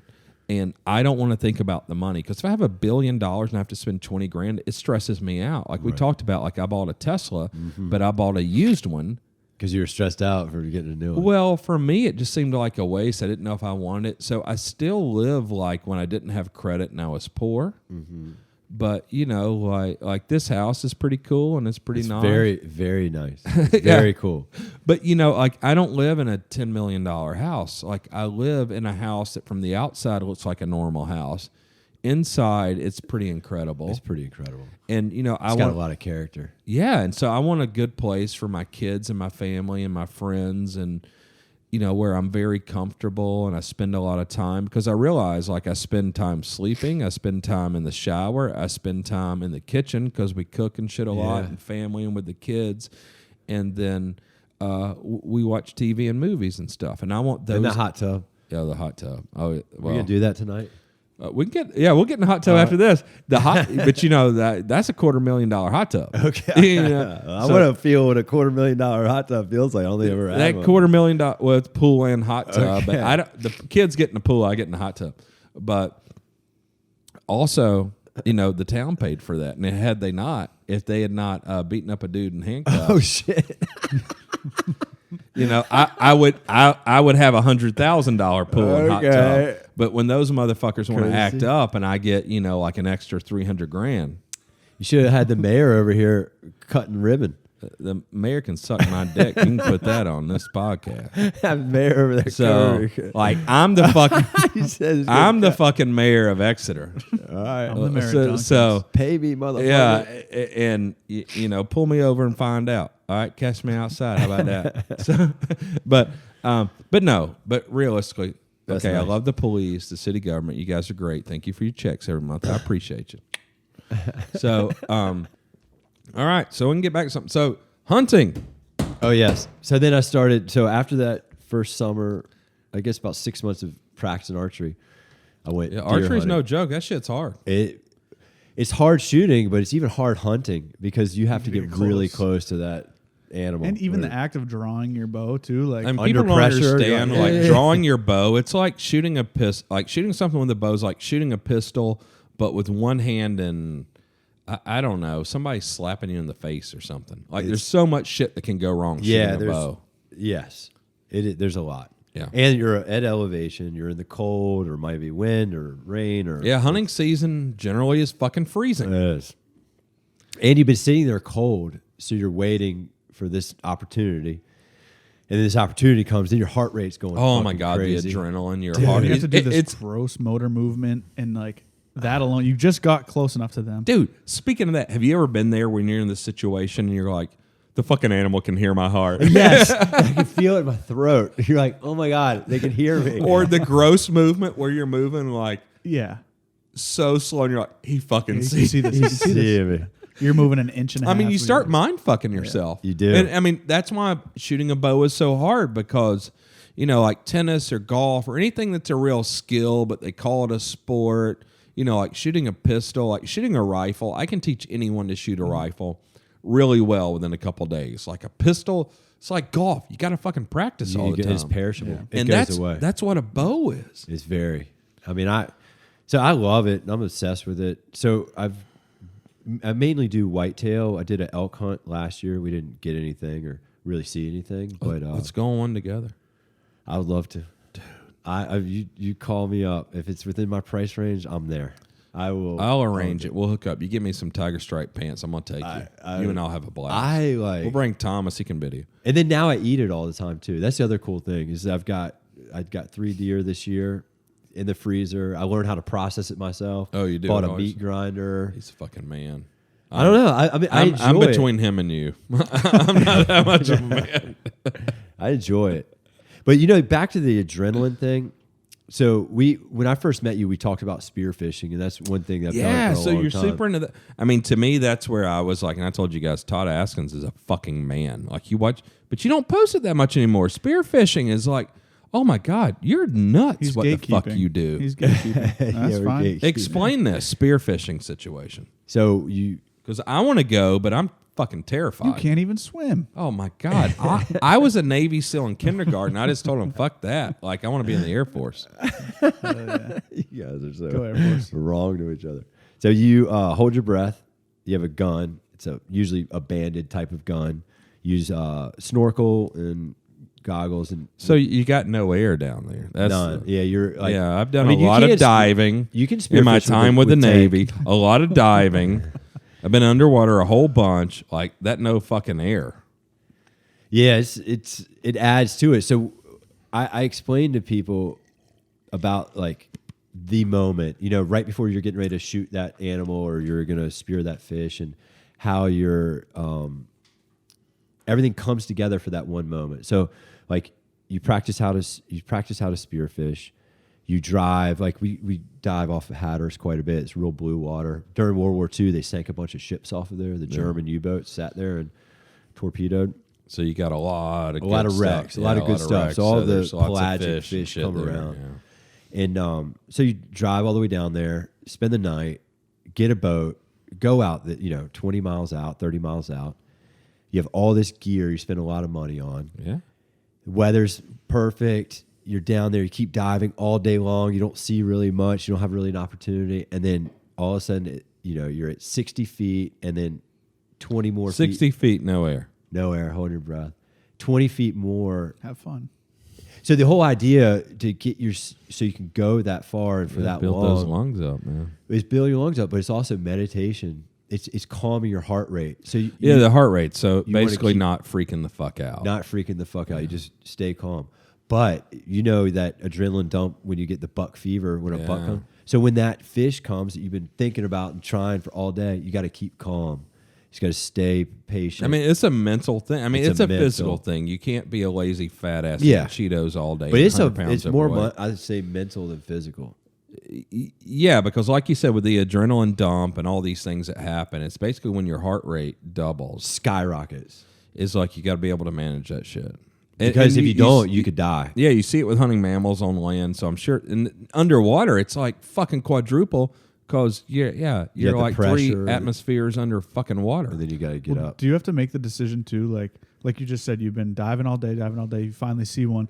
Do you have to kind of decide with yourself, like, hey, do I have enough to shoot this and then potentially fight it for X amount of time? Because I know they don't die So instantly. you're not fighting. Well, no, you shoot it. You can go back up. Yeah, the you go surface. back up Okay, because yeah. you either have Like, a you can't reel. go anywhere. Yeah. Like, You either have a the fish is reel or you stuck. have what they call a float line. So Yeah. as soon as the spear gets off of your gun, Yeah. it's hooked to a float. I got you, yeah. So if you hit it, you can go. Yeah. But probably most people do make a decision. I don't. My decision is Just I'm go for going it. for Yeah. it. I'm gonna pass out trying, Yeah. which is probably not the Really? right thing. Yeah, because we do the Told you. buddies. We do the buddy Todd's a system. man. Todd Askins is a guy. But that's how I get far. Like I'm not. There's guys who do 120 feet, 200 feet. Those are dudes born with like Extra Jay, how I lungs. was born with a large penis and Right. like They you have can hold be- air in your penis. They have gills. but large lungs. Like the world record deep water diver, he's got like 8-liter lungs, and like he can hold his breath for Just like forever. 12 Well, minutes. They say maybe it's magic, but David Blaine says like they can train you. You can get a 3-minute breath hold in 2 days or whatever. they like, can I don't do know it. about 2 days, but I think any No, person no, I can think get it's- through I think it. it's Because less right than now that. I can hold my I think breath. it's like a couple hours. Yeah, in a couple hours. We go out to the pool tonight. Like I'll try. I bet I can't hold my breath more than a minute, but I've held my breath for over 3 minutes Right. before. Yes, But I mean- you could do it. Yeah. But I mean, yeah. I So think you he go said, to like, a 2 free hours. diving class. They'll get you close to holding it for 5 minutes, and they'll get you at 60 feet in 3 days. I think Fucking about 3 badass, days. man. Yeah, Yeah, because they like, will. Like 'cause it's all technique. I mean, that's like- technique is psychological. Like every person can physically do it. they can physically do it. You just have to learn the techniques to relax and So be willing cool. to do it. well, Man, shallow water blackouts aren't as like dangerous or they're dangerous, but they're not as like Well, that's how traumatic as most people think. Well, that's how most people die. Is Right. they don't have someone there when they have a shallow water Right. blackout that knows what they're doing to get Yeah. them out. But yeah, that's why we as do the long as buddy you're, system. Yeah, you're not using like you don't have air compressed air. It's like you don't have the you worries don't get of the bends and or shit yeah. like that. So I've you black scuba out. dove- You just like take someone up to right. Yeah, the usually what surface. ends up happening is the guy comes up and he's like, cool. And then he goes, bump, Yeah. and he falls in He's the like- water and then you can't breathe. He's breathing water and no one sees him. And then we're in 500 feet of water.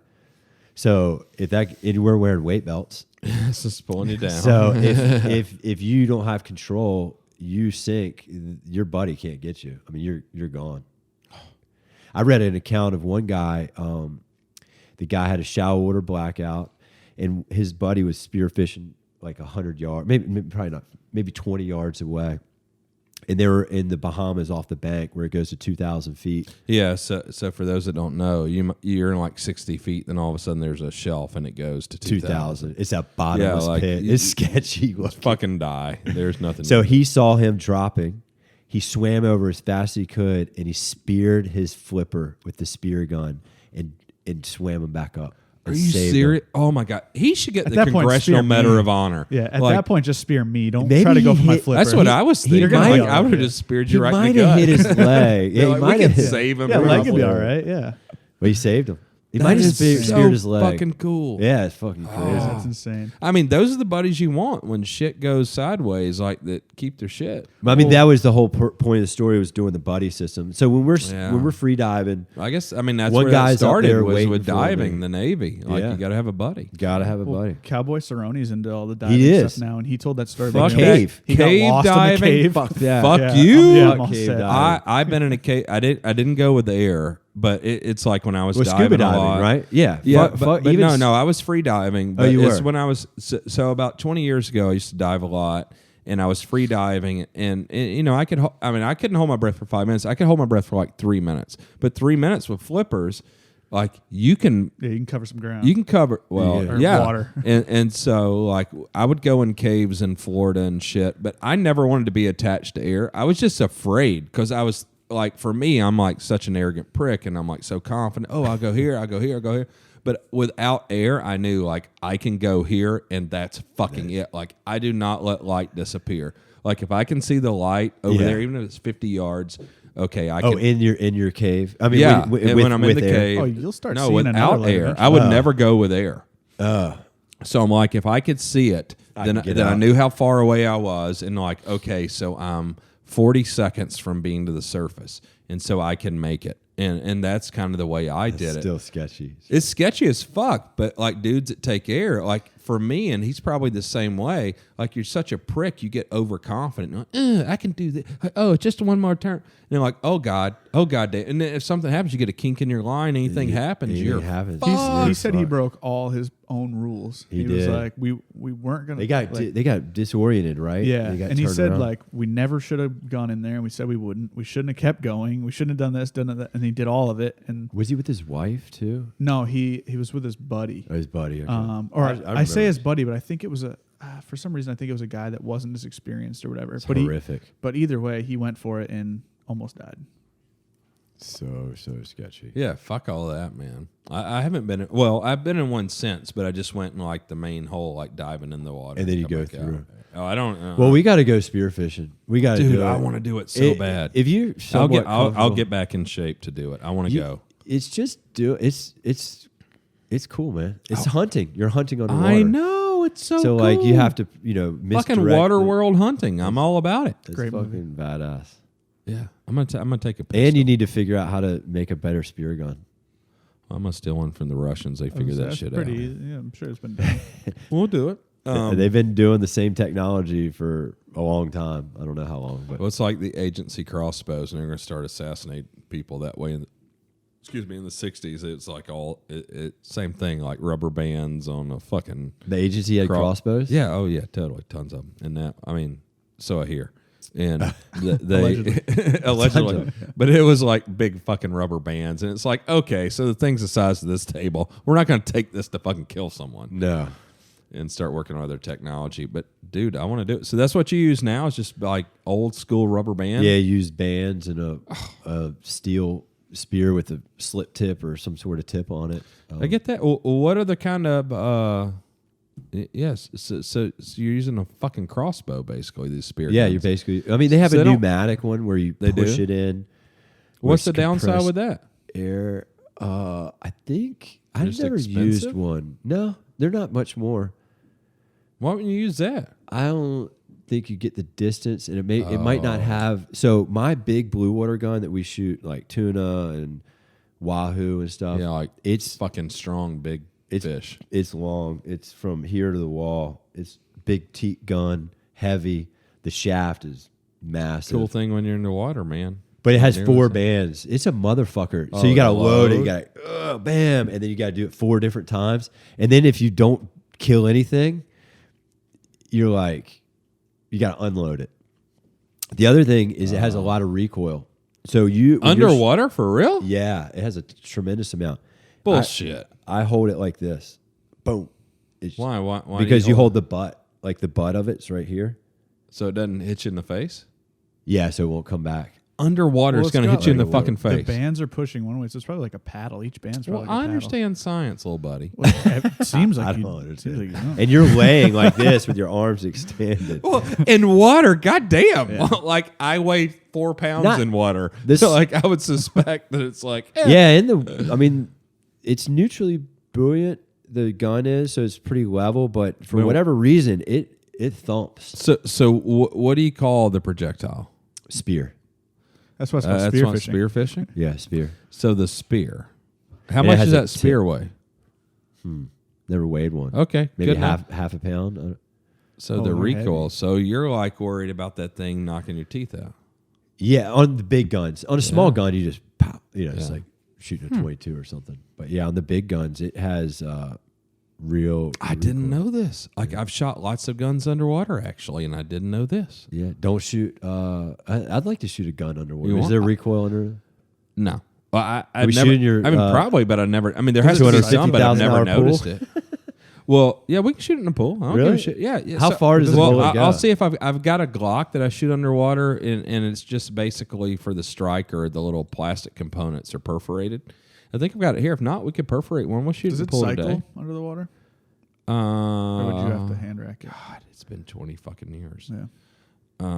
That's so rad. Because I mean, I can No. imagine it. I can imagine a projectile obviously coming out. I just I don't know want if to it say it cycles. cycles is why. Well, God, people are going to know on the podcast. They can tell us, and I'll. How figure it out. far does it go? A bullet If you want underwater? to shoot someone underwater, hypothetically, Hypothetically, like 10 feet. Yeah, in theory, I mean, you can be effective at 10 feet, or it'll go. yeah, I kill you at 10 feet, God, that's crazy. and that's about as far as I remember.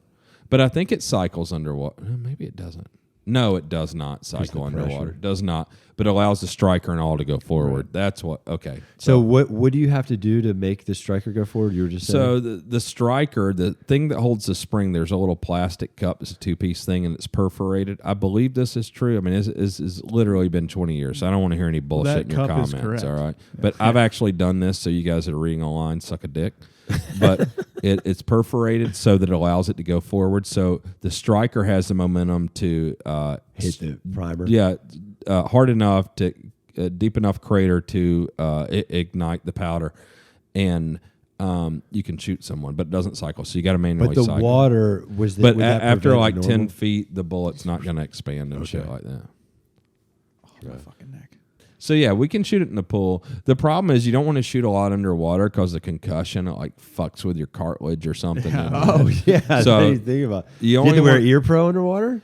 No, but you only want to shoot like You get boom. you only want to shoot. I forget what it is, like 3 shots or 5 shots within 24 hours. Like it's not good for you to shoot underwater. But if you got to kill somebody, I wonder how they figured that out. Some redneck. somebody Some got redneck. fucked up and died. It's like, God damn, my shit hurts. Probably some Russian, if we had to be honest. Some red, not just redneck. Redneck. But And they're above ground pool. yeah, in South basically Carolina. they're above ground pool. All right, so What we got? Well, what else have I got?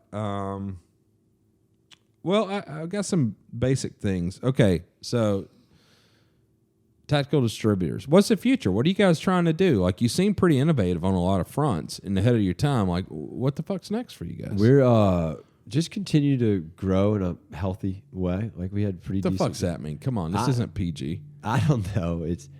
I mean, some of the kind of cool things we're looking forward to are collaborations that we've got coming down the pike. Mm-hmm. We got new brands and collaborations that we've picked up to sell. So one of them we got last year we did that Cry combat pant. Caleb Cry. I mean, Tiger. he's a buddy of ours. So fucking cool. He's fucking awesome. And the whole company is cool. Like everyone there, Ernesto, Beth. Like I mean, they did it their fucking way. They did. I mean, that's what makes them cool, man. And they get it, and they're happy to have partners like us. And so we're doing a collaboration with them on the G3 combat uniform with our own print that, well, it's not our own print. We're doing a print that I don't think they've ever done before. Yeah. So that'll be out in 2 weeks. Yeah. Well, it probably will have already been out once this comes out. Yeah. And Well, then- big aspirations. Like, what do you want to do? Like, if you had $1 billion, what's Tactical Distributors going to be? oh goodness, that's a great question. I know. I'm good $1 at billion, this. what would we be? We would be a $1 billion company. $1 billion company That would and own Todd Nike Dunks. Todd would hunt in the winter and spearfish all summer long. Yeah. No, I don't know what we would do with Bill. I can't even answer that. Like, what are your aspirations really with the company? Do you know, like, if it's unlimited? Because that's the way I like to think. We And just like Ivana, building you know, fun products, and we like building. We I love like that. building clothing and clothing solutions that people really enjoy, and that's what I love about tactical versus going into like fashion. People really appreciate quality. They really appreciate innovation. In fashion, it's like you're hot, you're on fire, and then the next season you're not, and then the next season you're on fire again, and the next season you're kind of on fire, and then So that's more of a trend thing. It's a trend. So you get to like saddle like the technical aspect and performance and the fashion part. yes. One thing I want to say to that is in the People summer, appreciate it. what kind of footwear do I wear, Jay, in the summer? Flip flops. Flip flops. Yeah, where are my Tactical Distributor flip So flops? next year we'll probably have a flip flop. Yes. Can we get a KB signature? Like, I will fucking fund that motherfucker. We'll definitely do it. Okay. Oh my God, 100%. I love them because my man here is on Crocs, and I ain't getting down with that. Though, don't have Crocs. although I saw Vans is coming Yeah, out I with some just bootleg got Crocs. I just They are? got sent that. Did you see that, Tom? Yeah, I didn't Vans see with that. holes in them. So Was that today on the email? No, I saw it yesterday. I don't know. actually, Somebody but sent it to the two of us Yeah. yesterday. It may have been an like April Fool's thing, but who knows? No, Probably I- not. probably man. not. Crocs. That's a good space to get in. I'm gonna have to try It them is. out. Yeah. I have some like Volcom flip flops, I think, because we wear flip flops to the beach. Well, all the time. yeah. Oh, of course. You live Just on the like- beach, so I use Rainbow and Rainbow's classic. yeah, and they are very good. So somebody from comfortable. Rainbow sent me some last year because I use Olaka. Is that how Yeah, you say it? Olaka. We used to sell Olaka. They're fucking great. Well, why did you stop? Just margin it in there? Or No, it was good. It became you could get them anywhere. Oh. We do well with products you can't get everywhere. Well, I say we do something like why don't you guys carry combat flip flops? What's the deal with that? Do you know that? I don't know. Okay. I don't know. Griff, is it Griff? You know Yeah. Griffin. Yeah, we did at one point. I don't know if they might be direct to consumer now. Okay. I might be wrong, Well, but- let's do some because I'm all about it. Like when my feet are not cold, all I wear is flip flops. Like I hunt in flip flops. I shoot. fucking crazy. I mean, it's just true. It's just like I don't know. Like I'm So not. what happens if you really have to run? Chad does that. I chuck them off and I run barefoot. You run barefoot. Yeah. So I try to walk around and shit barefoot a lot so my feet aren't. That's too really soft. smart. I don't do that, but it's good for you. It's hard, especially at my weight, because now I weigh like 205, where I used to The weigh like rocks 175. It hurts. Like when I was 175, I could walk on fucking hot coals. Didn't matter. Now it's like just that difference, that 30-pound difference. It's a it big like difference. fucking hurt. Yeah. Thanks a lot, Dick. So. I mean, you see that fucking Polish asshole in there, like feeding me fucking, Dude, like she just can't stop feeding us. it's crazy. She pulls out enough food for 20 people. I know every fucking Every day. meal. every day. So I didn't know what was going on last night. I was trying to figure it out who she was making all this food for because it was just me, you, and her there. yeah, I was like, oh, his son's coming over with a bunch of friends. It was like, no. Nope. No, She she opens all just these for us bags and every lays it all every out on the meal. plate. It's like she's wonderful. amazing. And she thinks, yeah, she is, and she thinks I'm gonna like. She's fucking like, starve to death, and I'm like, why you make fun of me and I'm fat and it was you like feed me a bunch of noon shit? yesterday. She's like, finished all my emails. I'm done for the day. I was like, damn, I still got so many emails to answer. She's efficient, and great. then just that culture, like her mom and her aunts and her like they just like Yeah. It's just that Polish culture, man. They want to like feed you. I'm like, how do all Polish men not weigh 500 pounds? Like, what the fuck's wrong with y'all? Has she ever made you any like traditional Polish dishes that Oh, are yeah. delicious? all the time. So her and her mom. So we have pierogi and stuff a lot. But like she can. Is that the potato pierogi? Well, there's potato. It depends because there's part of her family I think it's like Russian, parts Polish. So they have like sauerkraut. They have potato, cheese, all this stuff. But she tries not to eat that stuff, because like she wants to look like a supermodel her whole fucking life. But she also has a great metabolism and great genetics. But it'd be fun to have that every now and then. Oh my God, so great. But so I'll get so pissed at her. So like she'll go to see her mom in Brooklyn. Her mom moved here a few years ago from Poland, was in Brooklyn. And they'll cook all that stuff. And her mom will send me literally she'll have to go buy a suitcase to come back home. And it's all packed with food. Her mom fixes us. And so her mom wants Aiden and I to have it, my son, and have it here. But after like 3 days of eating pierogies for like 3 meals a day, because I fucking love it, I'll find it, she'll throw it in the trash can. And then she's like, you cannot tell my mom I threw it away. And I'm like, fuck you. That's so like, I'm like a fucking drug addict. Like I want to kill her. And she's like, I don't want to buy you new pants. Oh, like I'm just fucking I'll gain 10 pounds in a fucking weekend.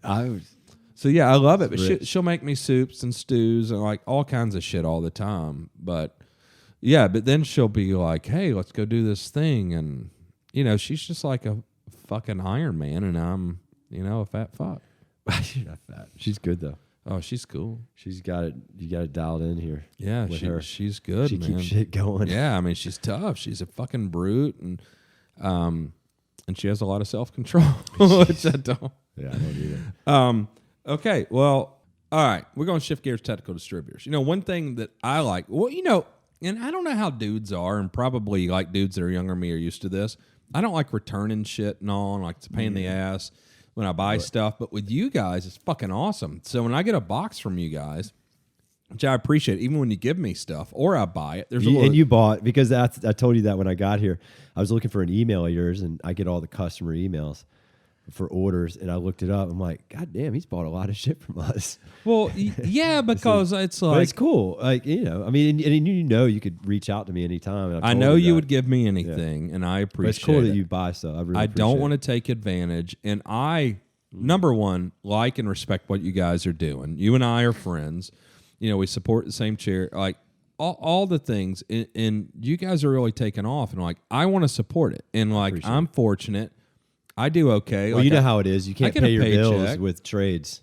That's right. Yeah. Or you just giving me shit. Yeah. So it's like, okay, so when there's stuff that I want, like you hook me up with shit all the time, but when there's stuff I want, I'm not going to reach out to you. I'm going to go buy it, and I'm going to buy it from you guys because you treat me fucking great. But when I see that, I get this orange tag. It's like, hey, if you try something on, and Thomas maybe will post it up here, and I'm going to make up this whole thing. It's like, if you try something on, it doesn't fit, you don't like it, here's what you do, send it back, super easy. We try. I feel like, Amazon has kind of set the standard for all of that, and they make it. I mean, it's not as easy with Amazon as it used to be, but it's still pretty easy, and we try to do that. They carry a lot of.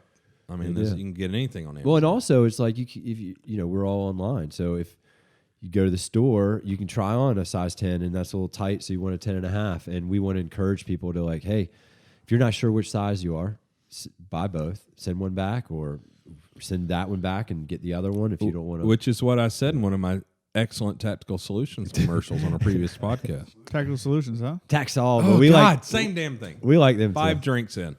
Tactical Distributors. Goddamn Tacticals. Yeah. So Tactical Solutions, also a great company. Yeah, shout out to them. Yeah. They make good products. Holla. But they are, we'll holla. But Tactical Distributors, holla. So great shit. And you get the box, you get this little thing. If it's all fucked up, just to promote, buy 2 sizes, send one back. Totally cool. Yeah. That is incredible because to me, I'm always fluctuate, between like reasonably sized and fat. And so like sometimes every brand is different, right? Like even with shoes. Shoes. Arc'teryx are skinny, and those what are those boots called? The Maritime Assault Boot. Altama. Yeah. So those motherfuckers, they're offering boots in the standard, which are like Solomon's. They're too skinny for my fat fucking feet. But they got a wide. So I buy the wide. And I ordered actually the not wide, the standards, and they fucking hurt my feet. I gave them to Mitch because Mitch, one of our Oh, engineers. you didn't even He's return fun. them? He's fun size. No, I can't. I can't return stuff. I just don't believe in it. I don't. I'm too It's okay. fucking old. I mean, it's a dog. lot of work. Y'all don't have to deal with returns, I wouldn't assume. No, we don't deal with it. It's not like, hey, I wanted 308. I shot it. I didn't really like it. I want a 6.5. It's a pain in the ass. Like I'm not that. You're nicer than me. I'm not that devoted. Well, to it's customer different. Service. It's different, but that would be kind of funny. It is, but Hey, what about rent a gun? No, fuck all that, man.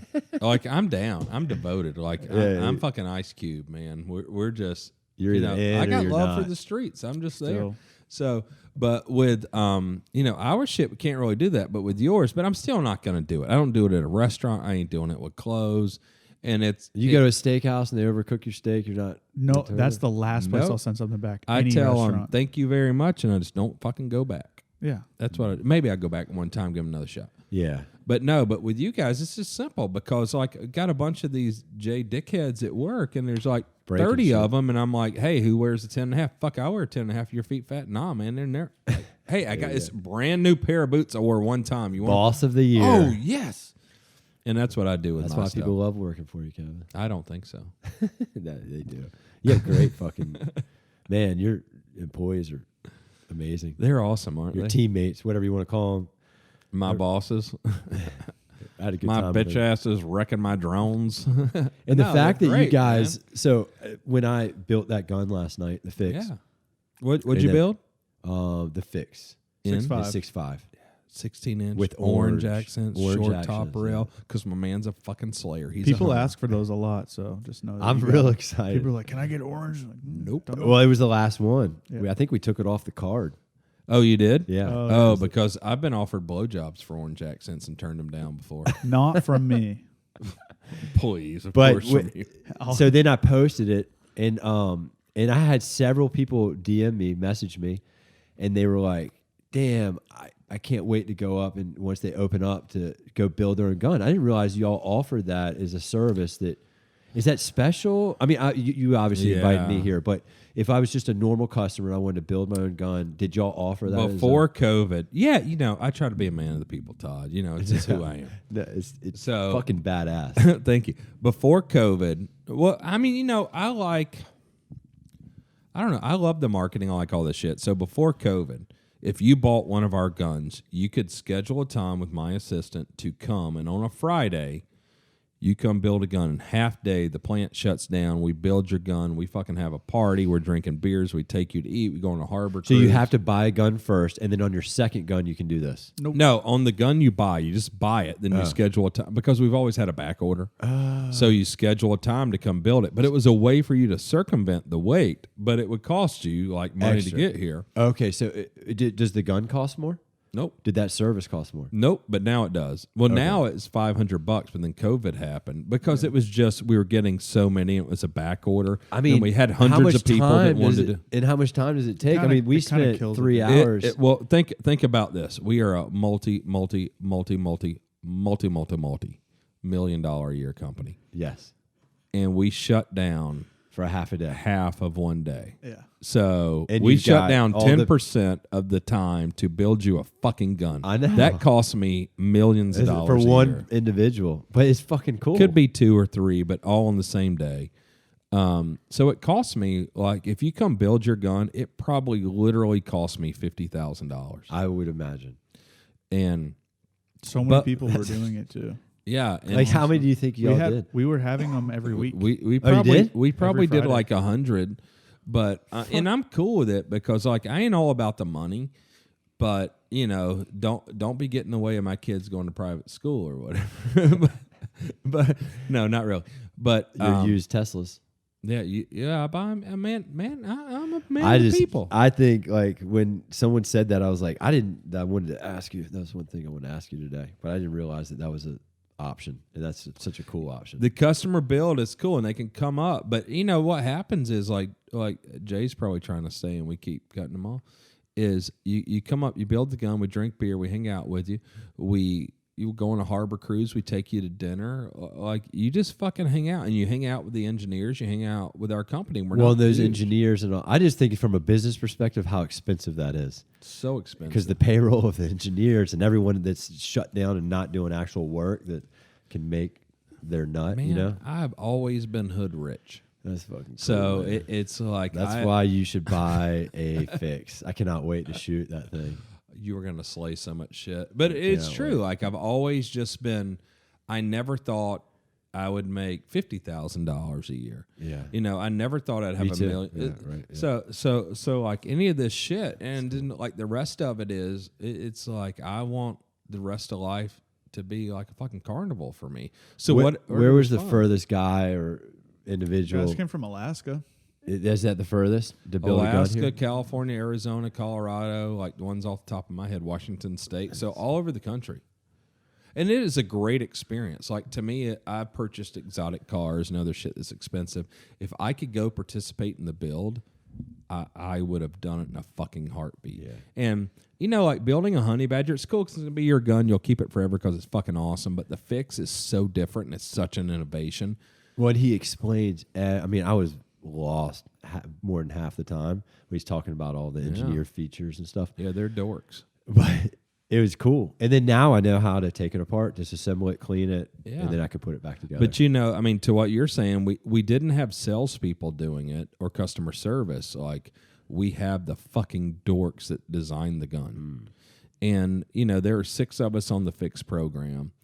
And I was the only one that was not a degreed engineer. And you build the gun with one of those guys. So one of the 5 guys that is a degreed engineer that participated in the gun, and they know exactly why every single part of the gun is the way it is. With the honey badger, oh, yeah, and he would even talk about how they were doing it this way, or they tried this way and failed, and blah, blah, blah. And then that's how we got to this way.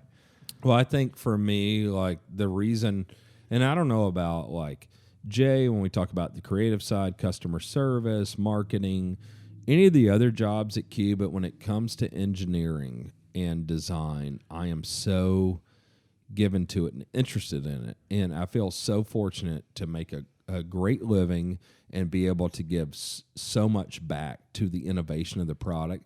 I'm so into that I want you to fail. If you do not fail at your job and you're in engineering at my place, I do not want enough. you. I agree. I want us to take shit to the limit, to break it, to fail, and then turn around and, okay, we can't do that, and let's start getting to where we can. Yeah, you're getting as far as you can And go. that's how we're going to make an impact. And then the testing, right? Like, so then they take my gun Fucking and they ridiculous. put it, and they do the bolt, and then they do the trigger, and that's pretty cool, man. yeah, You so do it all. I see that it works. Yeah, and they're taking it to the limit every time. They're breaking shit.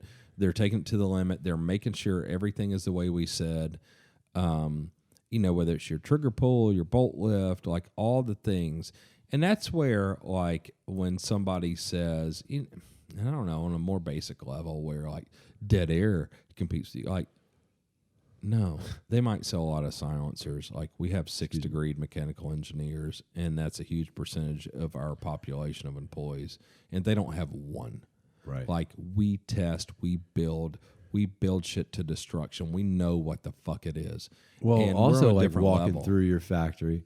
So I've been in manufacturing. I know I've been around it, not to that level, but in clothing and bags and whatever, footwear. But you walk by and you know, just asking questions like, all right, they're welding cans over there.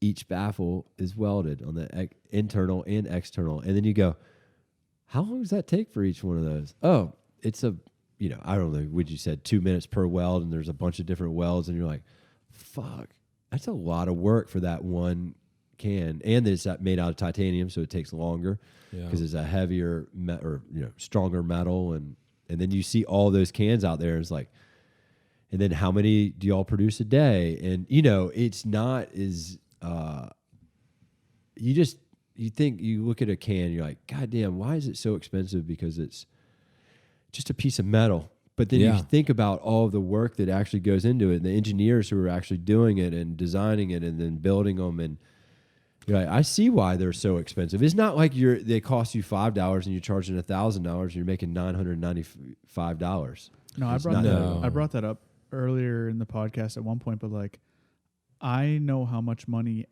just the blank receivers for the honey badger cost, our price. Right. And you can go buy ARs completed for that price. So it's like, it's not a cheap set of receivers, and then we just mark it way up. Like, no, and I mean, and with the silencers, we can build, we could build cheap silencers, and we can build the quietest silencer. Like, there's all these different things, but trying to build the best product. And a lot of it goes unseen, or we don't have the budget, or we don't take the effort because we stay back ordered to educate consumers. Well, that's what I was trying to explain. That's why I was bringing all these up, because these are things that from an outside perspective, I saw Q, Instagram, and listen to the podcast, and talk to you a little bit. But when you actually go in there and you look, you're like, it's really cool. It's impressive. And then you see those trash barrels. Another thing. With tons of fucking parts that, for whatever reason, didn't pass QC, and they're cut up. They're 50-gallon drums. There's several of them full of these $1,000 pieces, parts, or I don't know how much that $500, but there's like a lot of there's them. At least $100,000 in every barrel. I would imagine. And I am a total Nazi. But it's so cool to see when it comes to quality control and the product, like trying to build a brand, trying to build the best product. And I want to charge what it costs, and for us to make enough money for me to keep my team together and us to live the lives we want to live. But I don't want to rate people. I don't want to overcharge, but it's a value. Our products, even being expensive, are a fucking value. And that means we have to not only engage quality control and understand it, but we got to fucking attack it. Yeah. And that means we scrap a lot of shit. We hold vendors accountable. We hold ourselves accountable. We make parts. And if it ain't right, it goes in the fucking trash can. We don't sell it as a blim. Like, the only things we sell as a blim is like basically a surface finish problem. Otherwise, it can never even be sold as a blim. I mean, there's a lot of receivers cut in half. Yeah, I mean, if a finance person or a real business person ran our company, that would not be the case. Me running our company, I make plenty of money for the life I want to fucking live. It's cool. And I want to live the life of developing the greatest stuff with the greatest people, and that fucking costs money. And it's a commitment.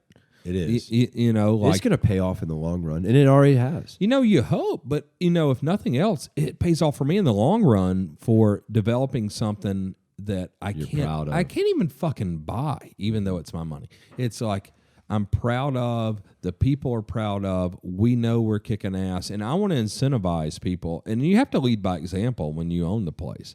It's like, I got to put my fucking money where my mouth is. And if I expect everyone else to do that. Right. And we have to be the best at all cost. Like, we will burn this place fucking down before we're not the best. Like, that's what we do. And well, that rifle, I'll be able to give it to my sons. That thing's going to last you will forever. never replace that rifle. And it was so cool thinking about, I was like, all right, so when should I be cleaning it? He's like, you probably won't ever need to clean it, if ever, rarely. Like, if all you're doing is hunting with it, you probably never will. Yeah, so. And if anything were ever to happen to it, like we had I don't know if you saw it in the cage, but we had a guy run his fix over on accident. He didn't mean to, but like, it can shoot around corners now with a truck and a trailer, and the barrel is bent. Yeah, and y'all shot it. And no. But the action still is fine. Oh, it is. Yeah, and he just he was cool about it. He said, "Hey, I screwed up," and I think he said I'll buy another one. I just don't want to wait. He didn't want to wait a year or backlog to get it. So he's like, "What? No." So he expected to pay, and we just collectively said, well, number one, it's cool when a customer's fucking honest. Yeah. And then it wasn't your fault, obviously. And it's like, well, that'd be cool to get that gun back. And like, what's it really cost us? Like a few $1,000, send them a gun. Mm-hmm. And that's a lot of money, but in the scheme of things, like, we'd like to have that gun. And that guy's so dedicated to our gun, and he waited, and he loved it, and he fucked up. And I've been in that situation. You probably have too, where you like fuck up, and you're like, God damn it. And had a recent one with the drone. Actually. I don't feel like you were that sorry. You should ask Adam. Yeah, and we replaced it, and we have it, and we'll probably use it for marketing at some point. But for me, just feeling so humbled and honored that we have customers that are that loyal and they love the product. and part of it is the arrogance of me not being surprised. Like, I'm not new to this fucking game. I don't have 6 engineers so we can brag about it. Like, we got them because, like, I want to do shit. Yeah, it's expensive. Excuse me. Yeah, it's expensive when Engineers that aren't payroll is like half the fucking payroll of the company. It's expensive. But and then it's like their payroll's not even anything. It's like allowing them to constantly fail or explore new technologies or explore what they want to do, and me not Be innovative. Yeah, be innovative. I mean, that's what that means. Yeah, you're right. And develop shit. But I have incredibly high expectations of them. I'll give you whatever you want, but we have to change the fucking world. And if you're not down with that, whether that means time, innovation, your brains, like whatever it is, I will buy whatever we need. Well, But it's cool. You better change the world. Some of the stuff you told me about and we saw last night that's coming down the pipe. I mean, y'all are changing the world. I hope so. Yeah, it's and exciting. if not, like, I'm not satisfied because I tell them, like, fuck you guys. Like, I'll just, like, retire and go hunt the rest of my life because I'm down with that. But if we can produce product and we can, change the world in this part of the industry, which I fucking love, like, I'm dedicated to you guys. Like, we'll go to war. But if you guys want to fucking half-ass it, like, I can go retire. Like, I'm okay with my life and what I've done. If we can keep But we're doing it. not as customers, so don't retire yet. Well, there are no pretenders at Q. Like, that's another thing. Well, everyone's real genuine. Right. Y'all are fucking But, cool. like- I don't know if it's because y'all are extreme northerners or what, but y'all are fucking cool. Well, like, everyone there knows what they're doing in their area, with the exception of me. I'm kind of a fucking idiot, but Well, they're going to figure Trying out to real fly soon. drones. He's like, I want to be the Yeah. company pilot and Yeah. fly drones. with the exception of me, everybody else, like all the engineers, it's not like another company that a few of us have worked for where there's just some guys just needed a job and they're good at what they do or whatever, but they're not specialists in what they do. But They're at Q, specialists. every person is a specialist for sure. And you could hear the pride. It wasn't just like, this is what I do. It's like, this is what we do and who we work for. It was a lot of pride in working for Q or being a part of y'all's culture. I don't know. You could just feel it. It's I really mean, cool. I want them to be because, I generally have a big personality and presence. But from my standpoint, like at a personal level, my job is to support them. Yes. Like it's all I do. Like I'm their bitch. Right. Like I'm the maid. Like Well, that's the right job of any leader. I mean, I don't know, but I think it's where it falls in. Like I'm not too proud for any job.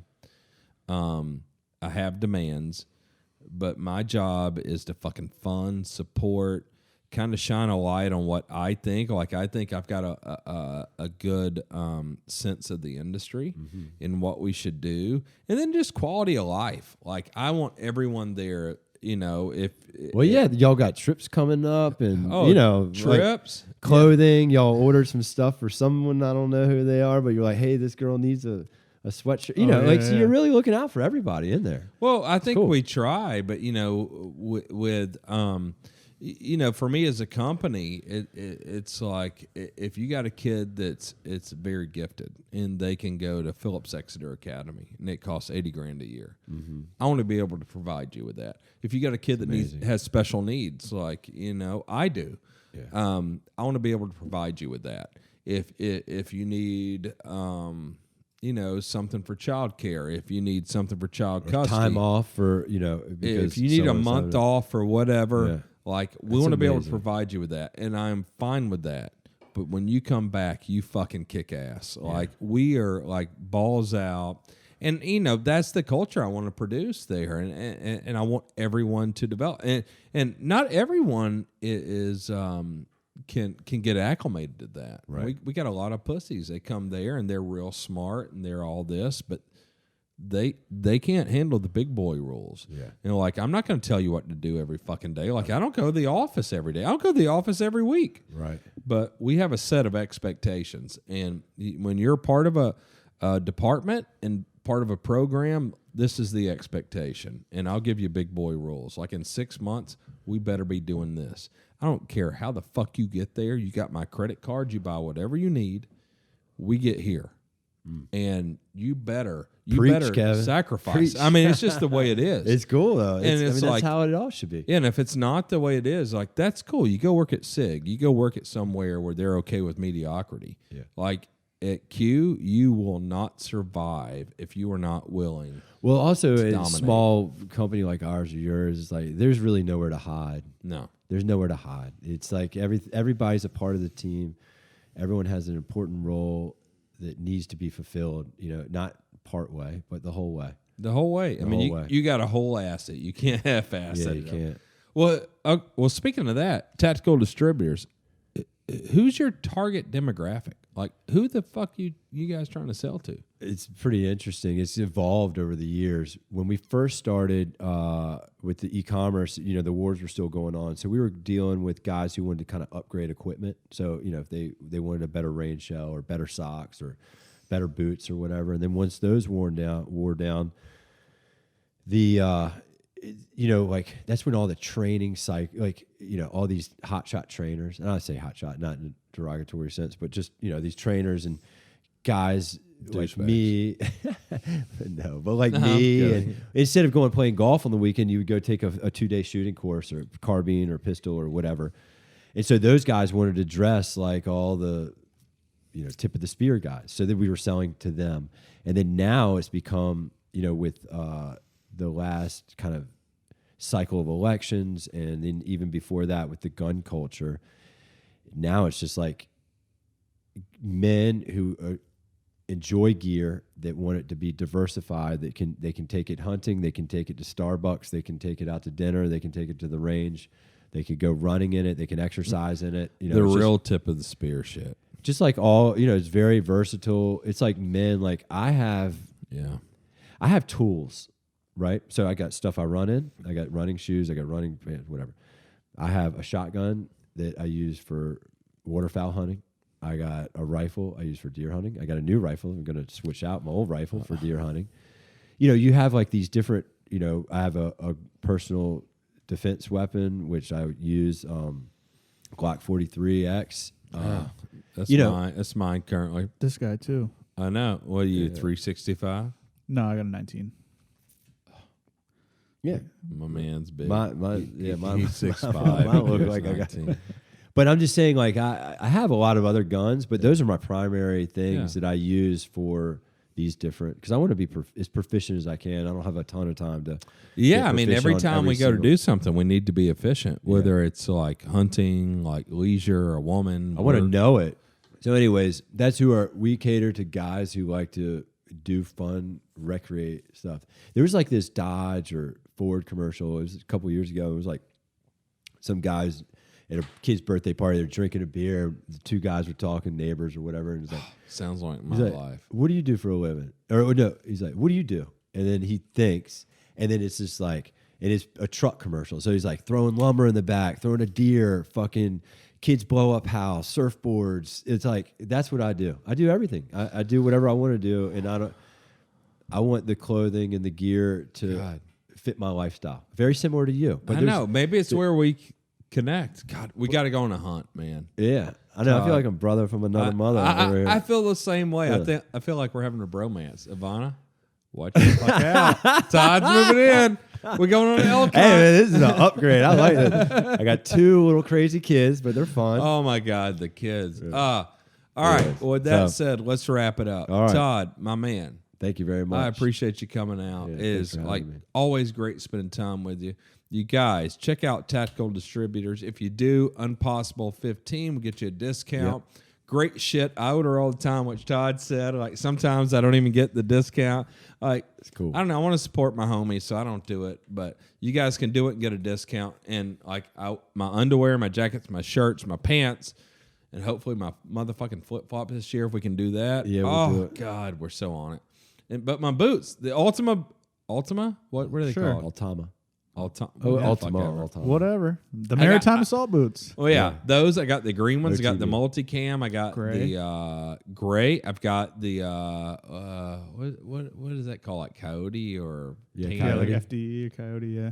What do you guys call it? I think it's Coyote. I think they do Coyote Coyote. Brown. So got those. They're great. I'm taking them to Africa next week. So fuck you guys. I'm gonna be out there. I'm gonna be out shooting shit, and you guys are gonna be here. Like I can't wait Not to see shooting it. shit. You're not shooting shit. Anyway, so I think this podcast would do something special. Yes. So let's do some giveaways. All right, let's do it. What's Tactical Distributors in for? So we're up for we'll outfit one individual, and it's I hate to say it, but I mean a girl or a guy could win, but we basically only have men's clothes. But you could give it to your dude. I don't know. Ivanka, she just wears the men's shit. She wears smalls. She looks good and in that's like the everything. Delta bitches. That's what they do. She so. looks good in anything. I Yeah, bet. she'll be. Yeah, she's blessed. So we'll Max get Holloway. so blessed. so we'll give footwear, pants, tops, All right. a so whole package. podcast at liveqordie.com. Send your upper, lower, and footwear sizes. Tactical Distributors going to hook you up. So the first people. So what's the time limit? 1 week from when this airs? Yeah, let's say 1 week from We'll when it airs. randomly pick a winner. Y'all Would randomly you? pick. Yeah, you can All right. pick. All right. Randomly pick. You heard my man, Todd Askins. Randomly pick 1 week from when this airs. So your upper, your lower, your feet, send the sizes, girl or boy, and we'll do the best we can. Yeah. And also, so cute, Jay, what should we throw in this motherfucker? Okay, Colin. First of all, you're not going to... Come on in here, baby. Come on in here, Colin. Come on camera. Colin, get on this microphone. What are we giving So away? Colin, he's in marketing, customer service. He's one of the OGs. He's the Colin, what are we giving away? Well, and yeah, you name it. Yeah, I can't give away your money. He can, Would you come here in the Suburban? I didn't see you pull. Oh, you're in the. You've been here for a while. I saw your shit pulling. I Yeah. thought it was somebody turn around. Yeah, I've been here for a bit. God, I got to get a gate at this motherfucker. the door's just wide open. I know it's like people turn around. It's normally cause the bridge, but Let's do a honey badger trigger and then a full set of swag. All right. all right. Okay, so too bad Colin came in because he's a cheap motherfucker. We're gonna give away one honey badger trigger, and I'm gonna say this: I'm gonna give you a rimfire silencer. sure. Yeah, we'll do that because Colin's cheap. So you get the honey badger trigger. So we're gonna give you the first one. I'm gonna autograph. You're fucking up his budget. That's what's happening. He's like, man, I got it all budgeted out. Kevin just comes in here, blows my budget in one podcast. I know better than to say anything monetary wise. Really, Crash? So anyway, so you're gonna get Tactical Distributors. You're gonna get a full set of swag. You'll be stoked. We'll Probably stoke you a out. sweater, swim trunks. I'm telling you, I'm getting the hot tub later with Todd. I mean, my man's fit. We'll see what happens. But I've got my battle briefs. He's going to develop some flip-flops. We're going to work with them. I'm going to do flip-flops because, you know, I'm the king of flip-flops. KB signature flip flop. All the shit. And so Colin gave you a honey badger trigger. And it's no. It can go in anything. Definitely the best. Literally the best trigger ever made. And I'm going to give you a rimfire silencer. You pick from the El Camino or the Erector, and you get it. And I'll autograph it. I'll do whatever you want. And so you email podcast at liveqordie.com. That's podcast at liveqordie.com.